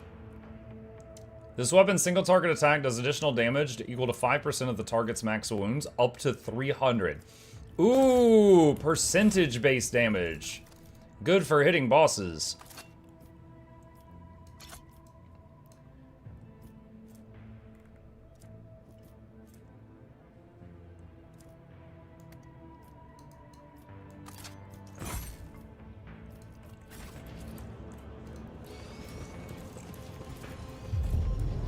A glittering object on the corpse's hand catches your... Oh, we saw that earlier. Someone has taken shelter in the old container. There's a simple bed and table, both of which are buried in data slates and papers, and the walls are scribbled over in unintelligible calculations. Curiosity sings in my veins. Clerk Tertius Court. The gray-clad man taps his fingers on the data slate. His bulky head implant showers the surroundings liberally with sparks. 200 million? No. Didn't account for corrosion, but where? I am Mukluk von Valancius. I need the summary report on the tithe.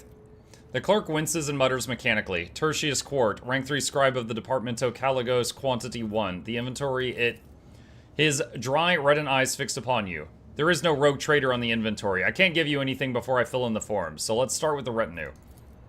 He is stalling. He will continue to chatter away unless harsh action is taken. Fine, but make it quick. The clerk gets to work enthusiastically as if he hadn't heard you. A member of the Adeptus Arbites, quantity 1. Non-standard issue Cybermastiff, quantity 1. Physical integrity, below average. Configuration, secondary. Jaw, prognathous and powerful. All of the above applies to both units. No offense, but I would not trust you with the inventory of Glyto's shit, what with how deranged you are. And to think that someone gave you the Expanse's entire tithe to freely desecrate. An Ogren, quantity 1, extra shaggy. What? Wait, is he calling the freaking Emperor's Angel an Ogren?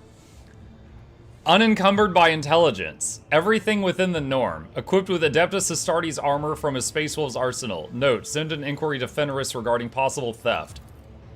Ulfar makes a superstitious gesture to ward off evil. Spilling the blood of a harmless fool is a bad omen. The feebleness of mind might spread to the killer. And that is the only thing saving this filthy-tongued louse's life. A mutant with albinism. Quantity 1. The gill slits suggest ocean world origin. Note, skin desiccated. Placement in a liquid-filled tank recommended to avoid spontaneous disposal. This servant's colors are mad. Wait, did I just get called a fish? A woman of benign appearance. Quantity 1. An opulence of golden aquillas and Imperium standard skulls suggest affiliation with Adeptus Ministorum. Which department are you from? Benign appearance? Yes, that's me. Put down Adeptus Amassicus as my department, esteemed one. A man of worn out appearance with heavy stare. Quantity 1. What department are you from, colleague?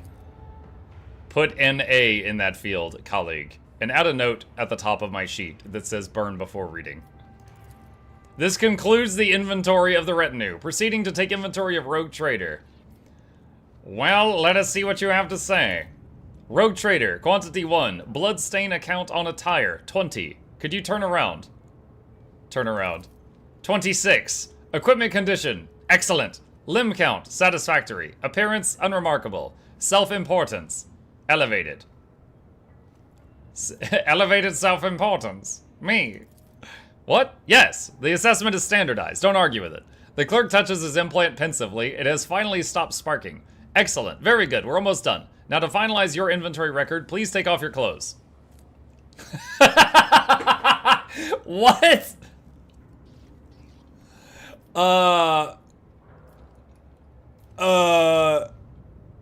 I'll drag you to the arbitrators, hit him, take your clothes off.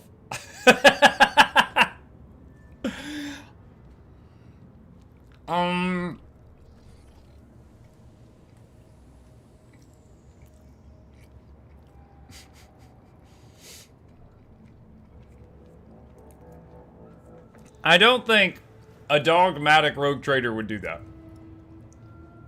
However, the thing about streaming is you don't always stay in character. Sometimes you do something really stupid just to see what's going to happen.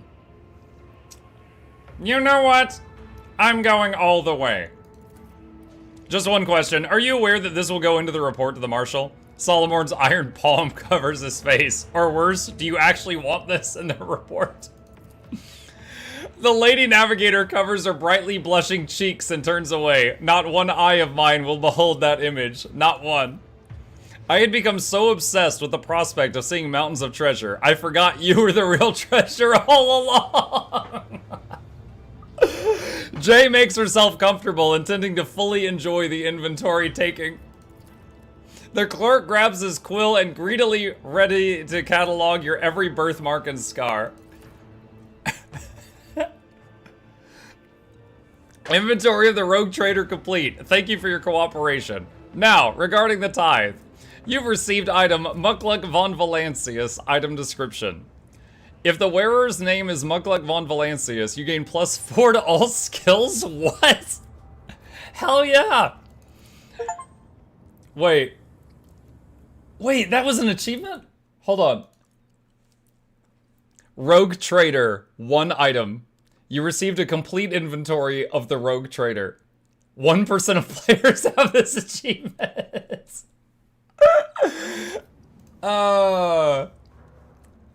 Please understand, I need time for additional inventory taking. Just a little. A couple of years? No, decades. Tertius's face brightens suddenly as his implant flashes again. Ah, yes, of course. Let me open the path to the cogitator. That's where the inventory is.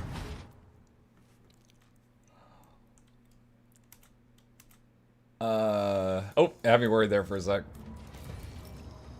The excrement of a very large creature. You see guardsmen, dog tags, and pieces of armor. Oh my gosh. Alright, where is this gonna go? There we go. +4 to all skills, because I got a piece of paper that talks about myself.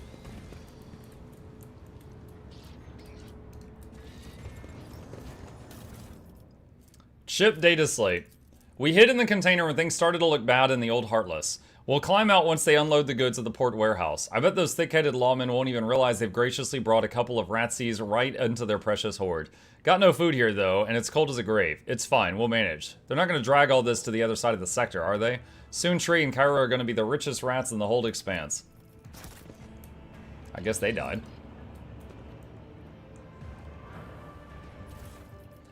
Elastic gloves. First time in a round, if the wearer kills 3 or more targets using weapon area attack, that area attack does not spend MP and does not count toward the attack limit per turn.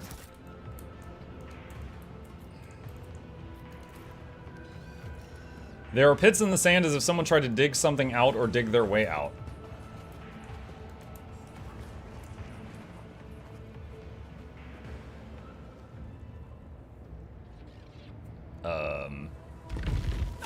Oh! Is this Dune? What is that thing? The sand is their ally, watch out. I see. Ambool Mother.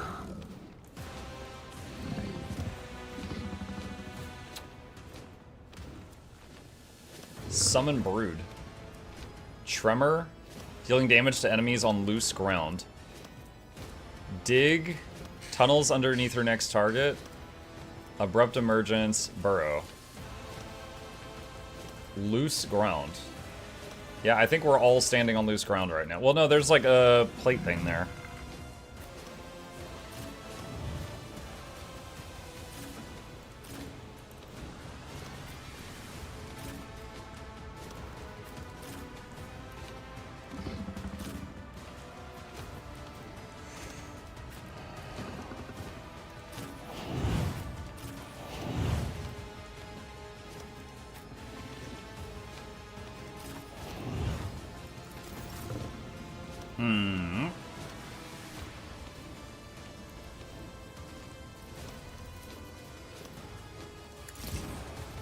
Frontline. No. Isn't this a job for the serfs? Regen, everyone? Let's see to it. I won't object. For warning everyone. Me? If you insist, Lord Captain. Strike me again. Oh, dang. And see what happens. Ow.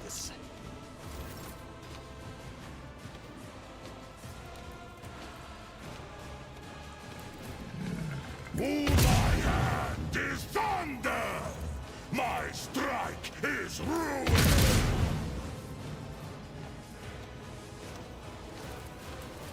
None I have become the All-Father's worthy instrument! Wolves reign.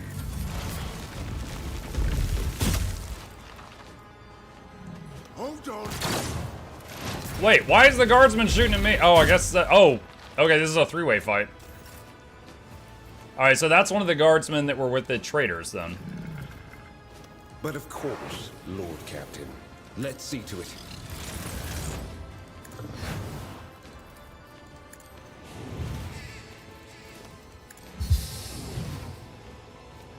Naturally. I won't object to it. We're all buffed up.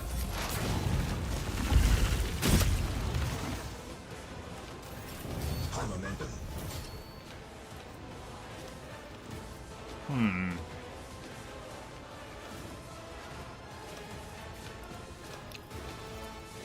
They'll write legends about me.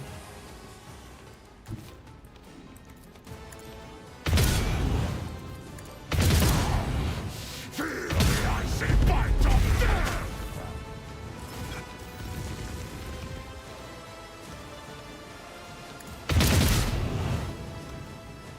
See how the wolf succeeds. Kick it. So shall it be. Medicaid signal. Whoa! I want a medal for that one.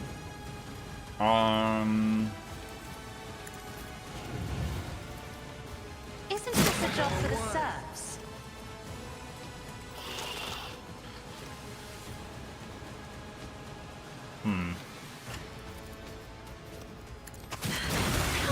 Alright, one down. I'll leave that guy alive, because he might distract them. Me? If you insist, Lord Captain. Isn't this a job for the serfs? Solomorn Stern. Double slug, 2 shots against the target. Grisly adjudication. Plus arm pin, 40 levels of bleeding on the target. Fulminating shot.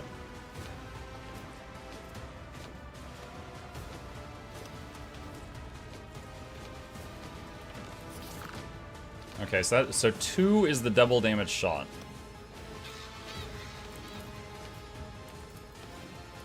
Supposedly. Alright. Glato, Apprehend. we're undertaking this task. And then when I attack an apprehended target, the dog gets an extra hit. Oh wow. Dude, that guy got sent flying. Let's test our skills, Glato. Alright, he done.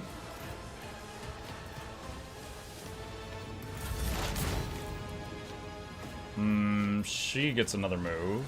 I don't know if I have anything for her to do right now, though. Muck's turn. A genius. Taunt these two. work. Let's see. Apprehend that one. War is my muse. He parried my bonk. I won't sully myself with that. That. Anyone remember when Guild Wars 2 anniversary is? Isn't it in August at some point? Pretty sure.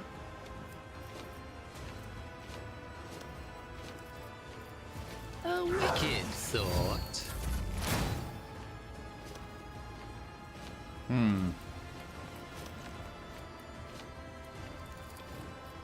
One of us would be enough. The order.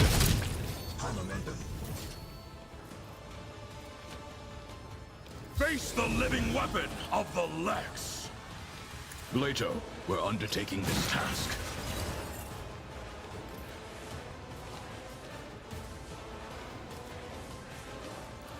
Let's test our skills, Glato.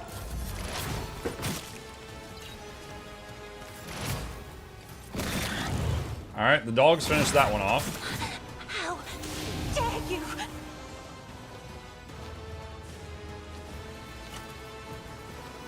I'm gonna use this to try to get this guy out of the party. Then give Ulfar another turn. Not a servant. And cast gun. Alright, where's Mama at? Don't frighten me.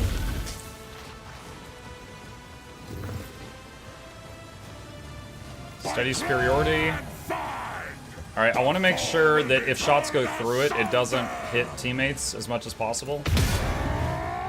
Feel the icy bite of death.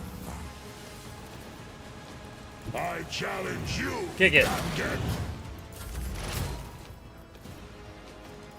Warp Isn't this Curse, a job for the increased damage serfs? taken. I'm not accustomed to being ordered around. The two most famous sources of meat for the Imperium is groxes and these things, ambles. Amble meat is considered a delicacy and is so expensive that only nobles, high-ranking military officers, planetary governors and such can afford it. Well, the reason for this being that unlike groxes, trying to farm ambles usually means getting your face eaten. I was about to say, it's probably expensive because look how dangerous these things are, right? Like, it can't be an easy profession hunting these guys.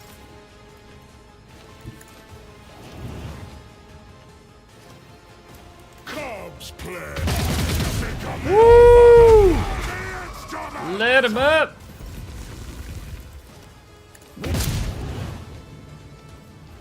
None can do this better. Oh my god, he is just tearing them apart. You bite like a paw.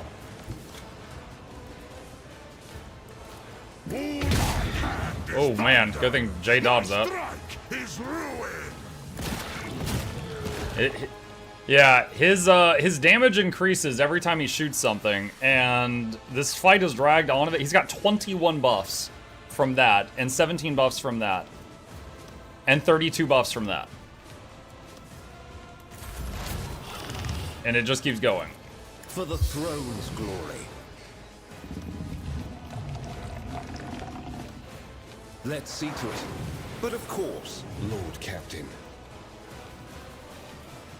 Let's see to it. You jest, surely. Tell me, never cross a Kasbah.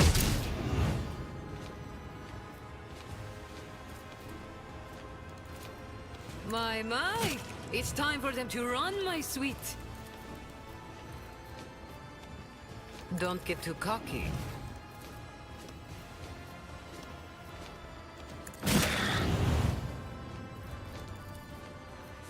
Me. Alright, that one's gone. Deliver us!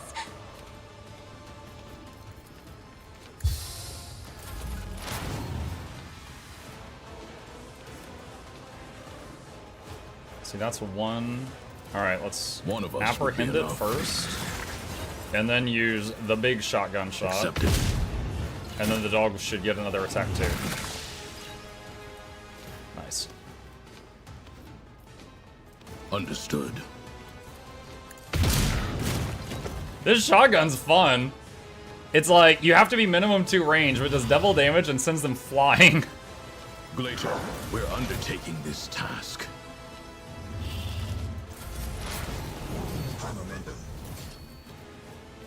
Another stroke. Alright, overcharge his dog. Scheme. Thanks, Bonk. claims another one. Alright, Mama's back. No! He threw me flying. He parried it, did a lot of damage. Let's see. Apprehend 175, oh my gosh. Yeah, do it again. I think you can finish it.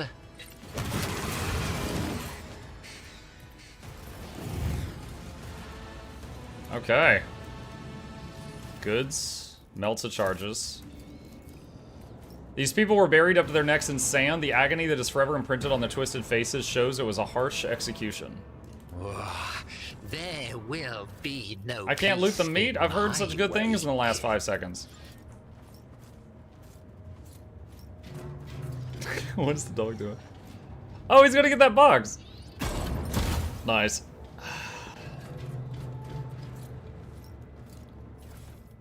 Blessing of the Materium. Cyber Raven gains 30 willpower. While in a 4-cell radius around the Raven, the Overseer's relayed attacking psychic powers do 16% more damage and do not count towards attack per turn limit. But whenever the Cyber Raven relays an attacking power, the Overseer suffers damage equal to 10% of their max wounds. Additionally, Overseer is slowed and cannot dodge attacks while in the area. Scourge of the Feeble, Cyber Eagle. Gains 30 agility and 300% damage. Whenever the Cyber Eagle deals damage to a target suffering from bleeding, burning, or toxin, that target must pass a willpower resistance test or suffer 1 stack of perplex.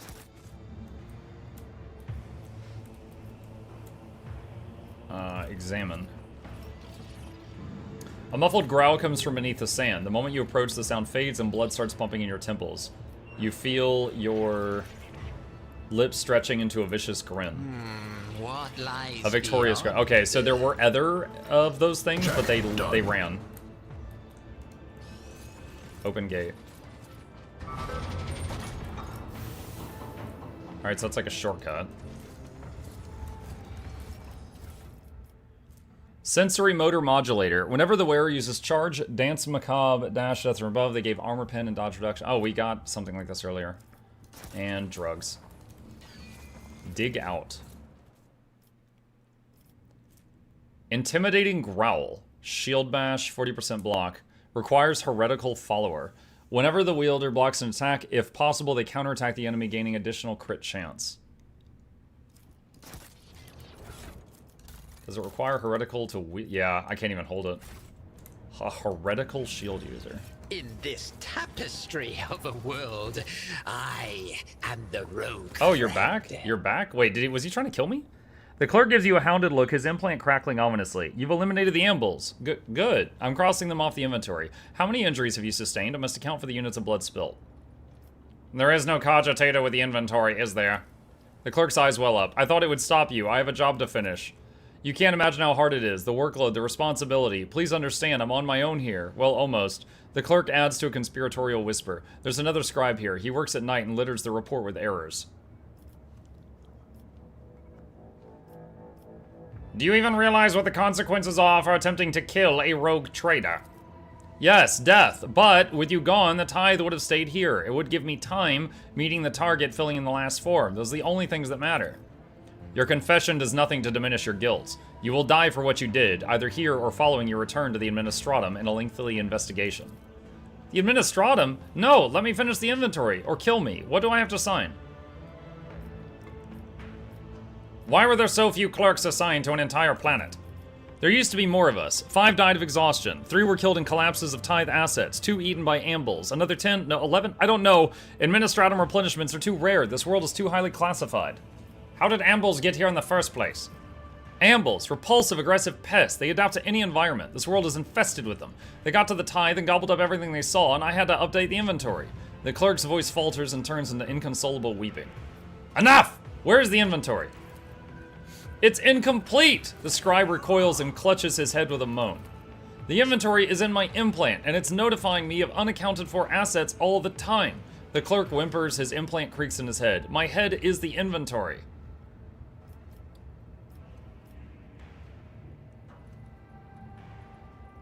Not another word, and do not even think about falling behind. The clerk sobs and lowers his sparking head, ready to follow you. Return to the outpost.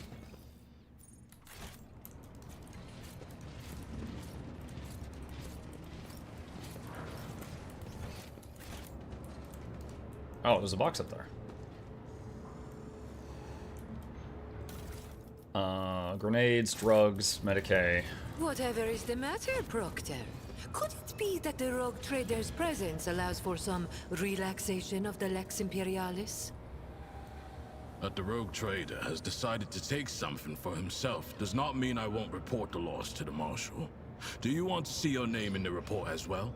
In a separate row? Did they say all that because I opened that box? Yay, I'm allowed to steal things.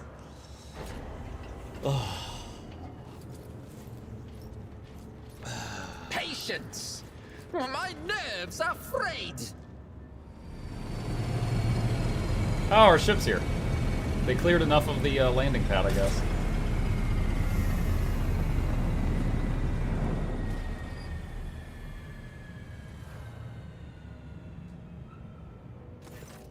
Rogue Trader, we are now in the final stage of the loading process. Consequently, your shuttle is finally able to maneuver around and land. As soon as the matter of the inventory is settled, you'll be free to land.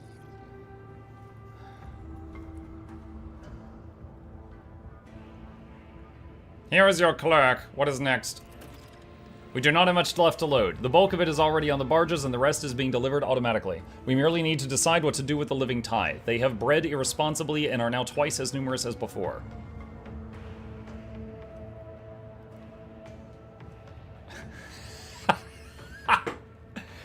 They had no orders to breed. Take as many as is required and leave the rest here.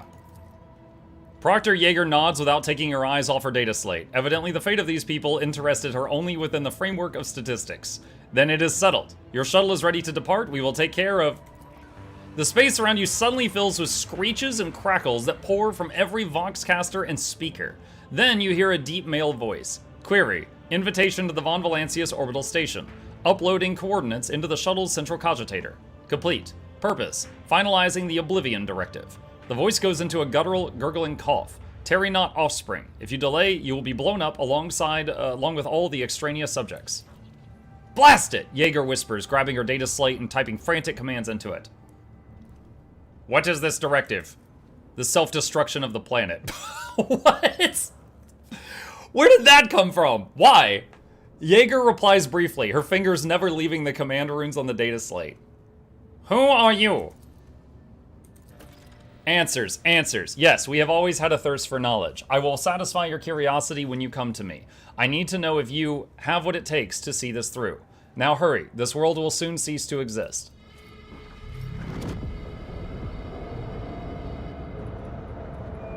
That escalated quickly? Yeah, very. Jaeger's data slate is flashing a panicked red. The augurs are recording anomalous seismic activity. Someone has started arming the cryonic bombs in the bowels of Lethus. The machine spirits are rejecting all counter litanies. The planet is done for. We cannot stop this. Her lips tighten into a white streak and her data slate falls to the floor. The Proctor raises her weapon, followed by the rest of the arbitrators. I demand an explanation, Rogue Trader. Why can't we block the Oblivion? Who is your accomplice? I am just as clueless as you are. Allow me to explain. You seized the tithe by somehow obtaining both the Marshal's and the Administratum's authorizations. Then an accomplice contacted you and tricked the machine spirits into activating the destruction of the world with cyclonic bombs. Bombs delivered years ago from a Von Valancius world, I should add. All that is left to do is get away and cover your tracks. Did I miss anything? Proctor Jaeger, you have no right to threaten a rogue trader on his own planet. Solomorn speaks each word in a soft yet confident voice, somehow overriding the wailing sirens. Especially when the barges are being sent to Dargonis on the Marshal's orders. If that is not enough for you, I will personally vouch that Mukluk von Valancius is not in league with some unknown criminal. I trust your judgment, Proctor, but my mission requires vigilance and permits no compromise.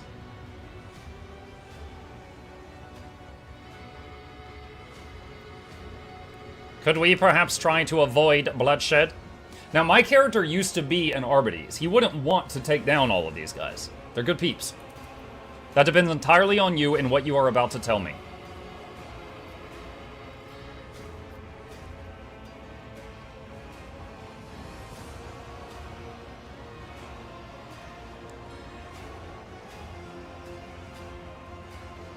I have a proposal that will satisfy everyone. I will find out who caused this commotion and why, and then we will travel to Dargonis and go before the Marshal together. 91%. Succeeded. Your words could almost be construed as aiding the investigation. The bolter's muzzle lowers slightly as if overcoming an invisible obstacle. I see no need for further confrontation. Consider the issue settled for now. We will board your flagship and you will investigate the identity of the perpetrator. Let us return to this matter in the Marshal's presence on Dargonis. So all those people that didn't get permission to breed, all their kids are gonna die? Curiosity sings in my veins. Oh my god. Yeah, you shouldn't have had kids. You have to leave them on the planet. Also, we're blowing up the planet. Wait, no Guild Wars 2 Elite stream? What's up, Aging? The Guild Wars 2 Elite stream is in 90 minutes. My morning stream ends in 30. So I will be covering it this evening during my evening stream, where I can fast forward through all of their awkward pauses.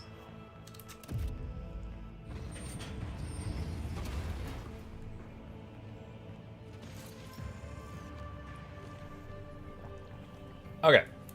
Where are we right now? Cargo. Cargo. A job for me. Lady Theodora's Mantle. What? At the start of the wearer's turn, if there are more enemies than allies in combat, the wearer deals 20% more damage with melee. Oh, dang. Alright, so there's a dude here who's been turned into a computer. Watcher of Lethus.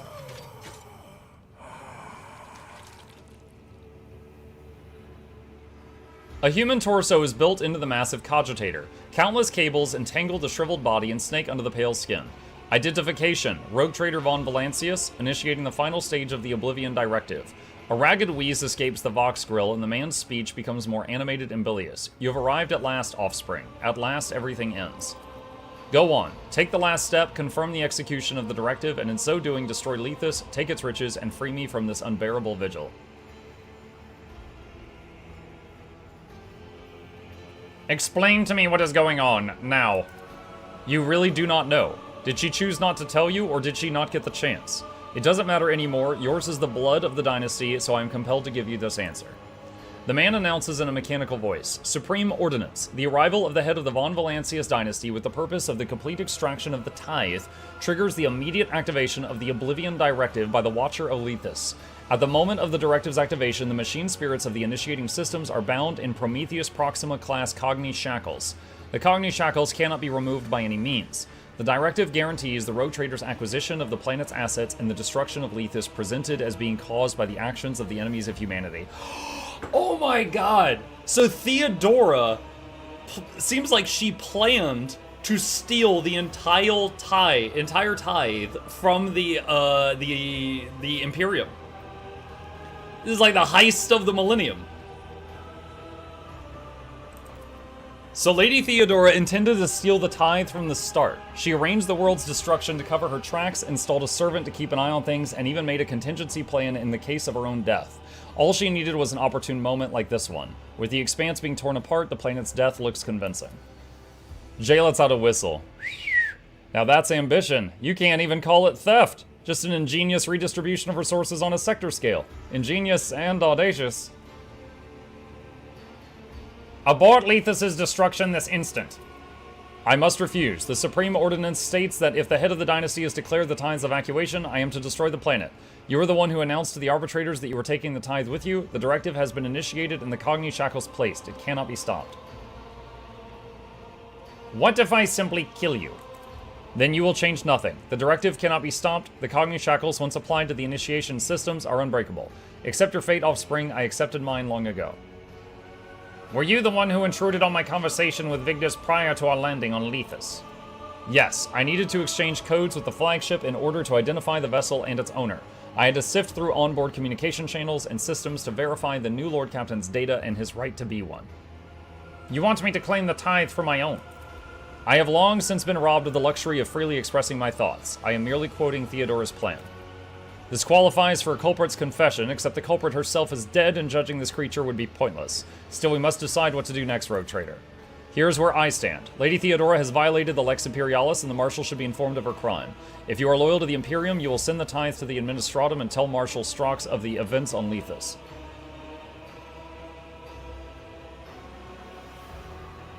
I fully agree with you. Good. I've had enough complications for one mission. I have decided what should be done with the tithe. Then denounce your decision. Dogmatic. I knew it! I will not overstep the Imperium's law. The tithe must go to the Administratum. Oh, the irony. Theodora's great plan foiled by her own heir. Plus 20 dogmatic. The Rogue Trader has spoken. The barges will go where he has decreed, and the Watcher of Lethus has served his purpose. I had hoped that I would feel relief. I know that it's there, locked inside my protocols, and she wanted me to know and to not feel. The Watcher's head hits his sunken chest. Even at the moment of his death, he was denied the elation of freedom. The vid screens of the cogitators flicker, trying to process the influx of data, then fade all at once.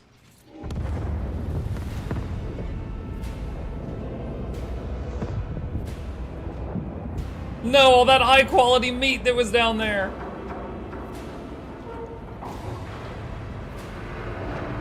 Oh, so this little thing that we're on is like a space station. I thought we were still on the surface of the planet when we were talking to this machine.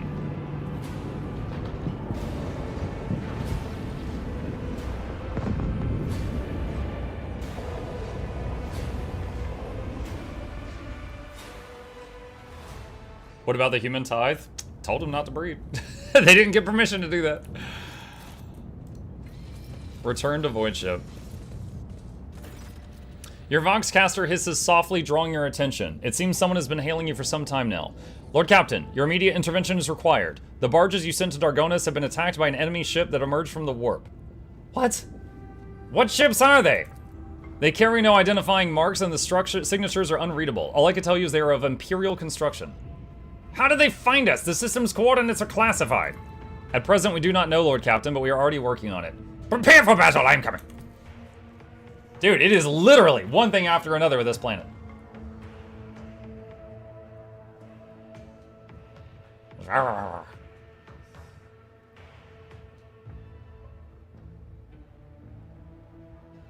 Should have kept the tithe. Nah, dude, I'm already rich beyond, like, imagining. Why would I do that?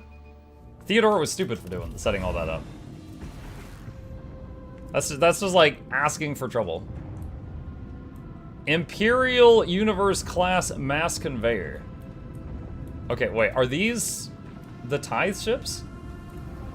There's boating, but dude, what? My ship is kilometers long. That's my ship. Look at the difference. Oh my god. All right, so there's enemies over there.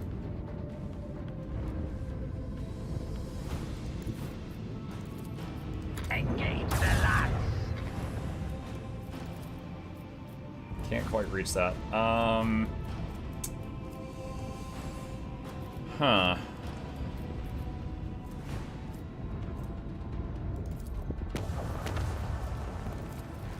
Unleash our fury.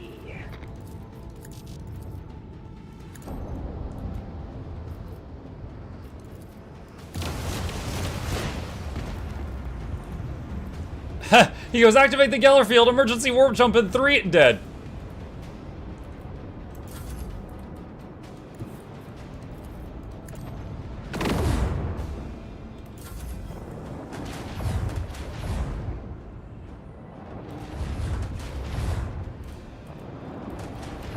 Oh no, there's 2 more back here.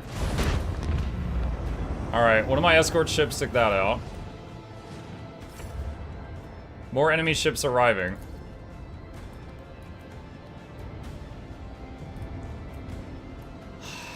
Okay.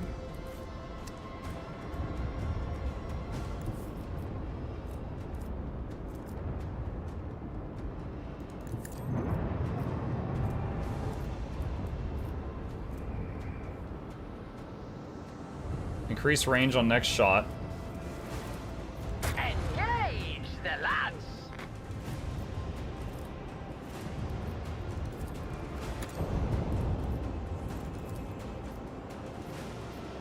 Spin this guy around just to mess with his movement. Alright, one of my interceptors over here. Let's have it go back toward these. And then we got this one. Not in range.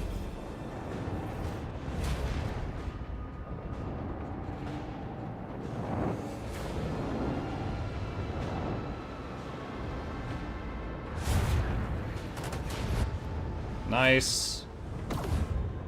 Heartless is working on the one back there. That's good.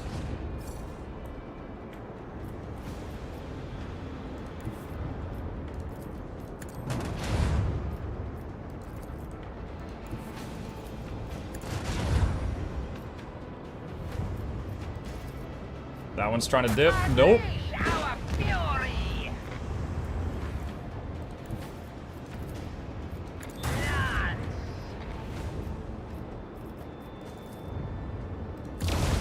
The enemy shield is down. Time to unleash a counterattack.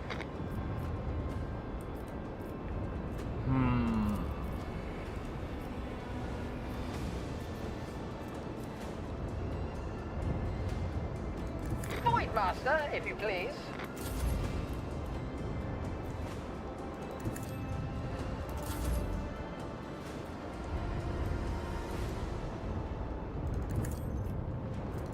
Send this interceptor over here.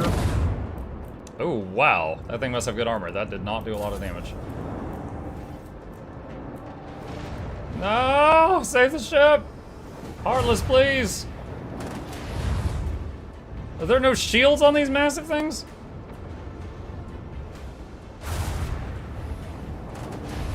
Nice. Heartless got one of them. More enemy ships arriving. I got my hands full. Stop!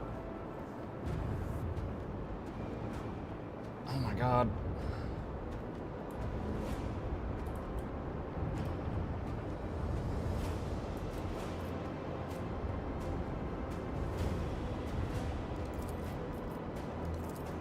Initiate macro cannon barrage. I wonder if I should stop shooting them when they're trying to get away and just, like, let them get away. so that I have more shots for other things.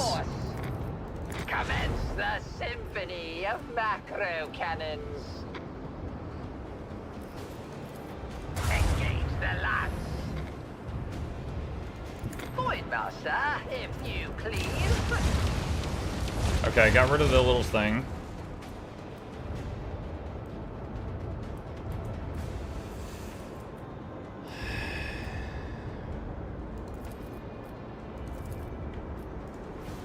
Extend range. Nice. Okay, that one's done. Okay.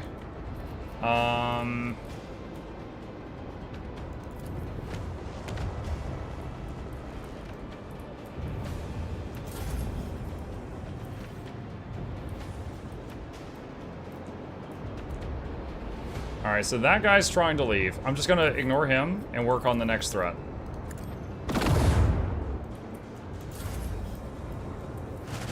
Rip them apart. Okay, he just shot him. He's trying to get away too. Heartless deploying interceptors.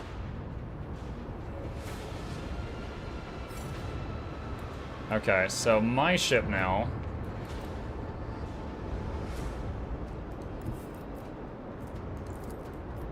Unleash our fury. We broke their shield. They really changed the background for these fights. Oh, that's the exploded planet. The background for these are very different. So, like, it's a 2D board, but yeah, that's the skybox, basically. Those ships are way bigger than yours. Yeah, that's what I said at the beginning of the thing. My ship is like many kilometers long, and then we've got this thing. I'm guessing that's like what's holding the tide. Floor box? Yeah, floor box.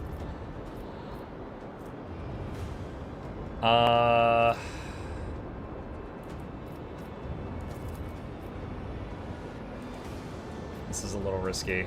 Alright, go forward. Engage the lads. Some damage there.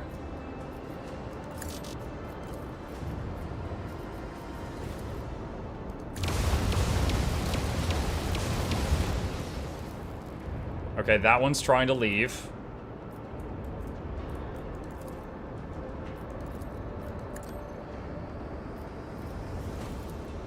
Engage the macro cannons.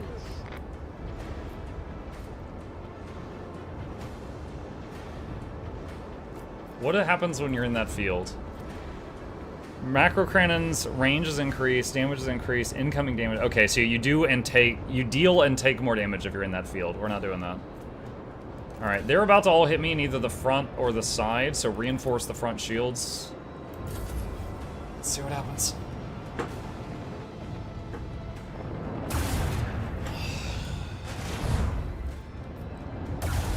Allied ship shooting an enemy. Zoom back out, I can't see what's happening.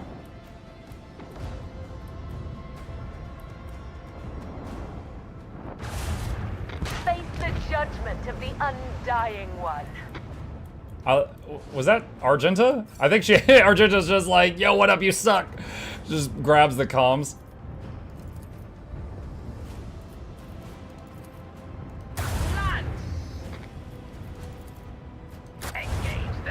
breach in the enemy shield has been revealed. Fated to fade. Oh, we finished off one of the runners.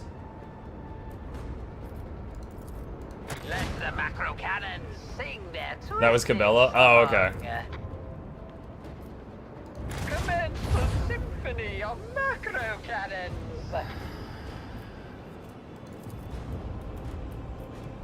Spin this one, so... Oh, he took some damage.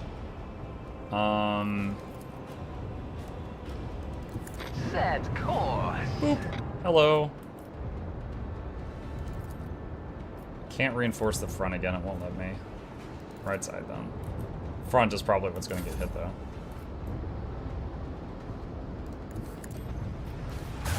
Wait, what? Why didn't it let me shoot? I was still... I don't know what happened there. I was doing movement of my little interceptors, and before I could say fire, the thing, it just ended the turn. Okay, Heartless killed a ship. That's cool. Changing course, disengage. Live to fight another day. Alright, do we still have all 3 big ships? Yes, we do. Alright. Running away, running away. Still a threat.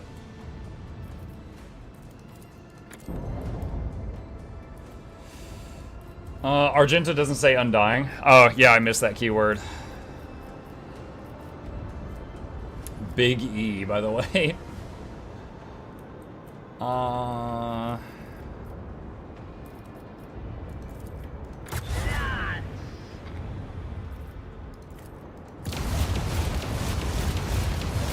enemy shield is down.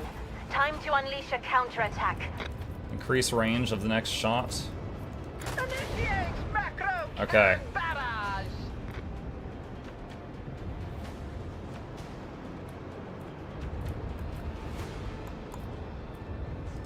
Voidmaster, if you please. Restart shields.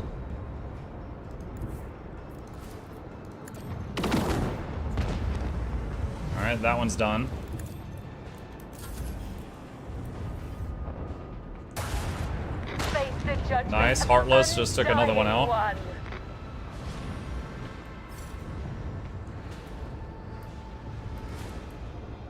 So there's only one enemy left, which is that guy way over there. No way we'll reach that one in time.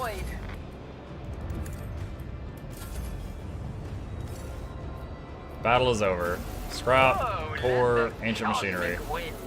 Carry the news of our victory. I know what happened there. Your interceptors have limited fuel reserves. If you return them to the hexes next to your flagship, they doctor refuel and you have to launch them again. Oh, really? I had no idea. Reporting. All enemy vessels destroyed. When will these upstarts get the message? You attack a rogue trader, you'll be floating in the void like a dead rat in a lower decker's soup. Who were they? Well-coordinated, well-equipped, signatures encrypted. Those weren't some nameless void rabble, they were professionals. Mercenaries, Lord Captain. I'm reminded of the mercenaries that are in the, Administratum right now. Maybe they overheard something that they weren't supposed to. What of the barges? Successfully translated into the warp and are now on their way to their designated coordinates, Lord Captain. How did they know where we were? The Vox relays the sound of hearty spitting. Traitors. Some of them had infiltrated the crew. A dozen voidsmen, a few officers, and thrown even one astropath. That eyeless scumbag sent his mates the system's coordinates when we arrived. Their ships must have been patrolling this region in hopes of discovering Lethus. Where are these traitors? I wish to interrogate them. The Master-at-Arms handled their interrogation personally, and she managed to break the most resistant ones. In short, we learned that they wanted to destroy part of the tithe and retreat. Strange behavior for pirates, wouldn't you agree? The last one spat out a cryptic warning along with his entrails. By the time you get back to Dargonis, it will be too late. I don't know what that means exactly. Okay, I'm thinking the lady in the Administratum that hired the mercenaries is doing something fishy. Report received. We're moving out. Master Strox must be told about what happened here. Repair hull.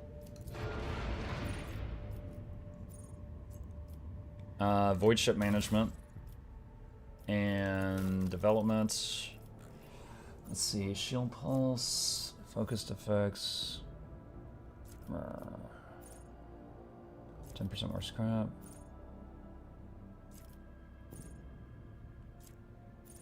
Restart shields now only inflicts minus 2 reduction and firing range penalty.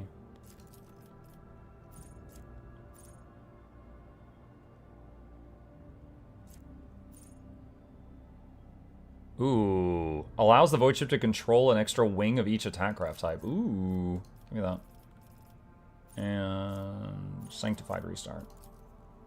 Okay. Alright.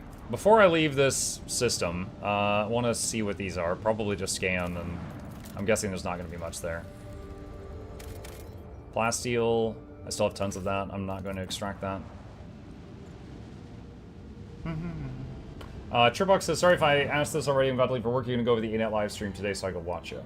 Yeah, what Bluebell said is right. I'll be doing it during my evening stream tonight. And then I will get a YouTube video up on it. That will be quite late tonight.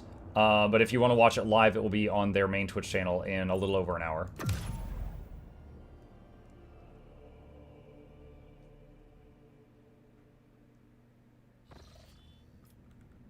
Okay, so back to Dargonis. That's only one jump away. It is an orange jump. We might get attacked. The plasma drive crew is begging for help. Thin and graceful warp creatures laughing merrily have caused a massacre in the drive bay. More and more people are losing their minds and joining the carnage. The lunacy has to be stopped. Alright. Cabela. And...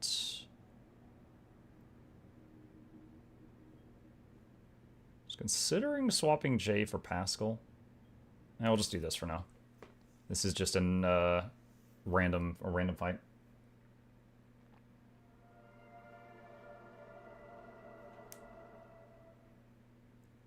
Rogue Trader seems like the new Total War 3 here. What does that mean? One step at a time amidst the madness. Formation is weird. Cabela should be up here.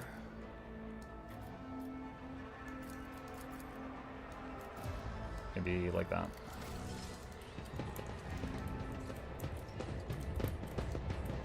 This map layout. This one's rough. Let us rise up to that storm! You will fall!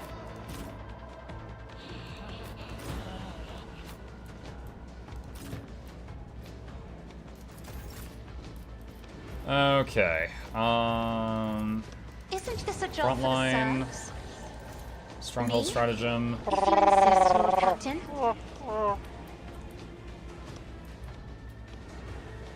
So, Daemonettes. Okay, so it's Slaanesh.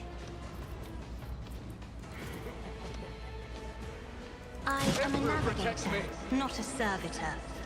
Let's see. Isn't Heinrichs. this a job for the serfs? Regen on everyone. And for warning on everyone. Just a number of hours. I think it was a Total War. I was playing many campaigns of it. This is just one long game.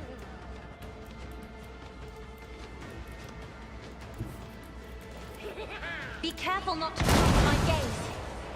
Zapped the barrel.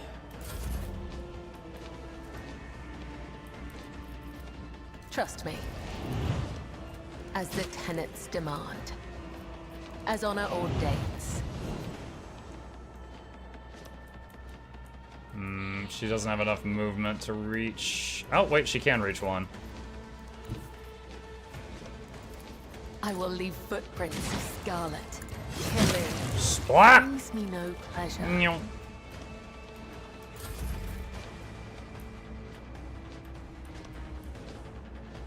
Alright, Ulfar.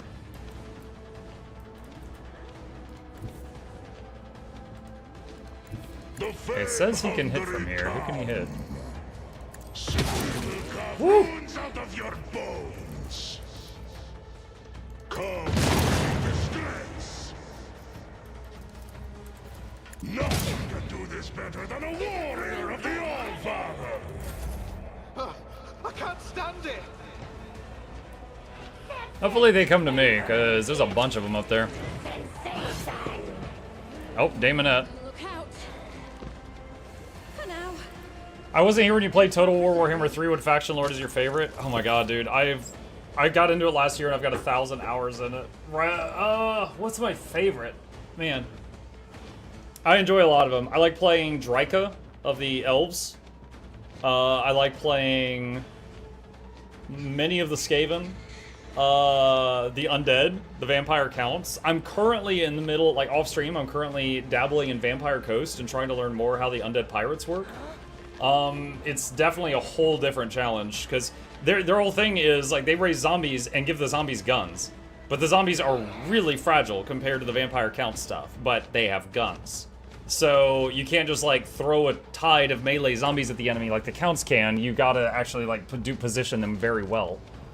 But there's a lot of them that I like.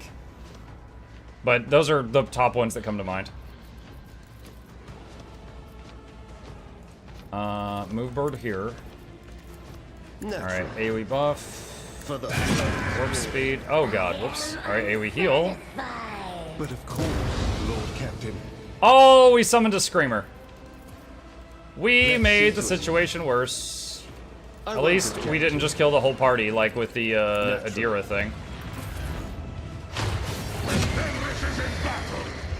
oceans bleed. This way. Give an action to You've got a Cass. problem. I'll get Cass, the prize. mend reality. Okay, that helps a bit.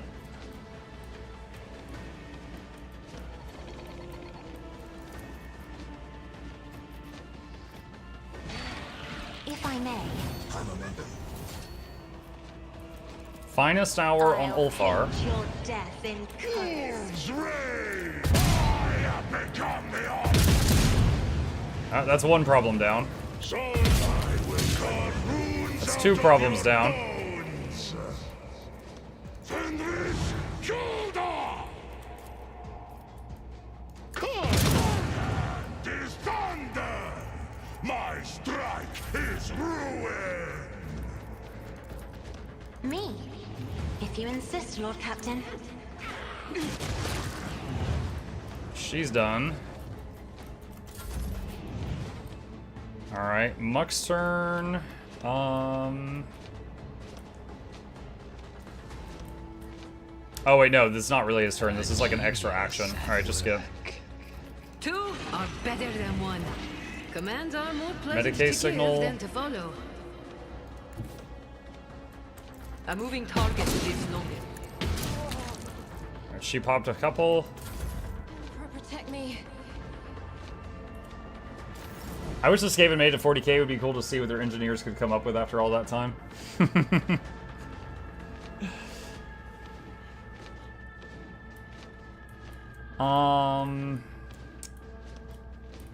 Honestly, I think the best thing to do might be just to wait here for them to come to me. So I'm gonna have my tank guy up here up front, but then I'm just gonna wait.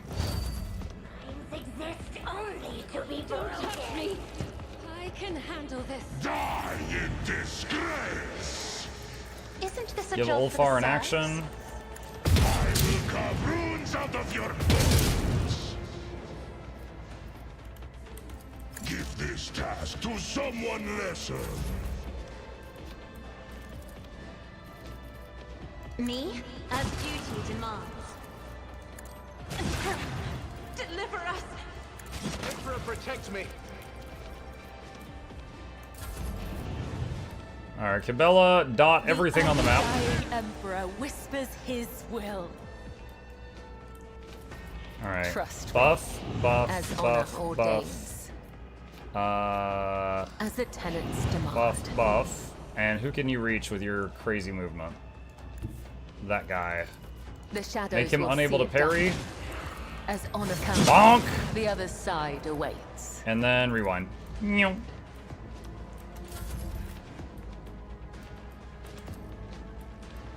Not die in disgrace! Don't dishonor the wolf with such tasks! So... see how the wolf... so it shall be. Ah, None can do better that was the last than a one. warrior of the Allfather! Death is a blessing. Oh, he died from all those dots. Alright, is that everything? I think that's all of the heresy in here. Icing on the cake was me summoning that screamer. I'm like, oh, you guys didn't bring enough. Let me give you more demons. I wake.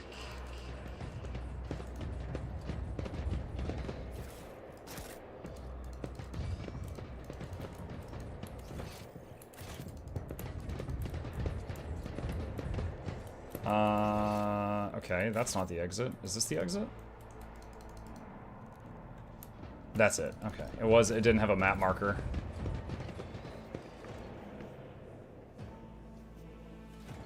Yeah, my experience with the Dead Coast so far, or Vampire Coast so far, which is like undead pirates, it's been pretty cool, but it definitely feels like a rough start. It feels like the early game is much harder than many of the other campaigns I've done so far, but then it gets pretty powerful like later on.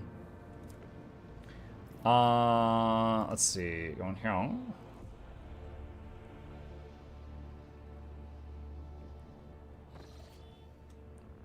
There's Dargonis. Okay, chat, it is 2 o'clock on the dot, and we have got something going to happen when we get back there. So we are going to save our progress here and pick it back up from this moment next time.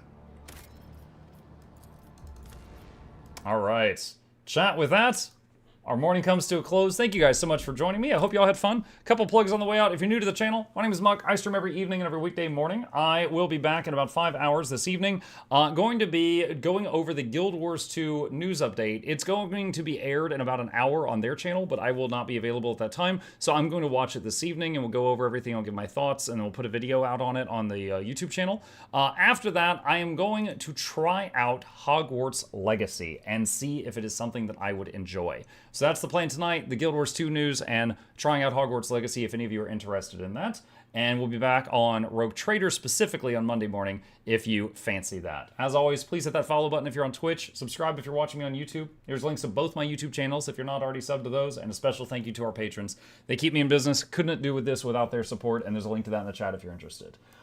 Shilling complete. If any of you are on the Twitch side and sticking around, I'm going to raid someone else on Twitch just to support another streamer. Let's see who is live right now. Fandrel's live. I'll raid Fandrel. He's good people. So I will see you guys over at Fandrel's stream, and again, I will be back tonight. See ya.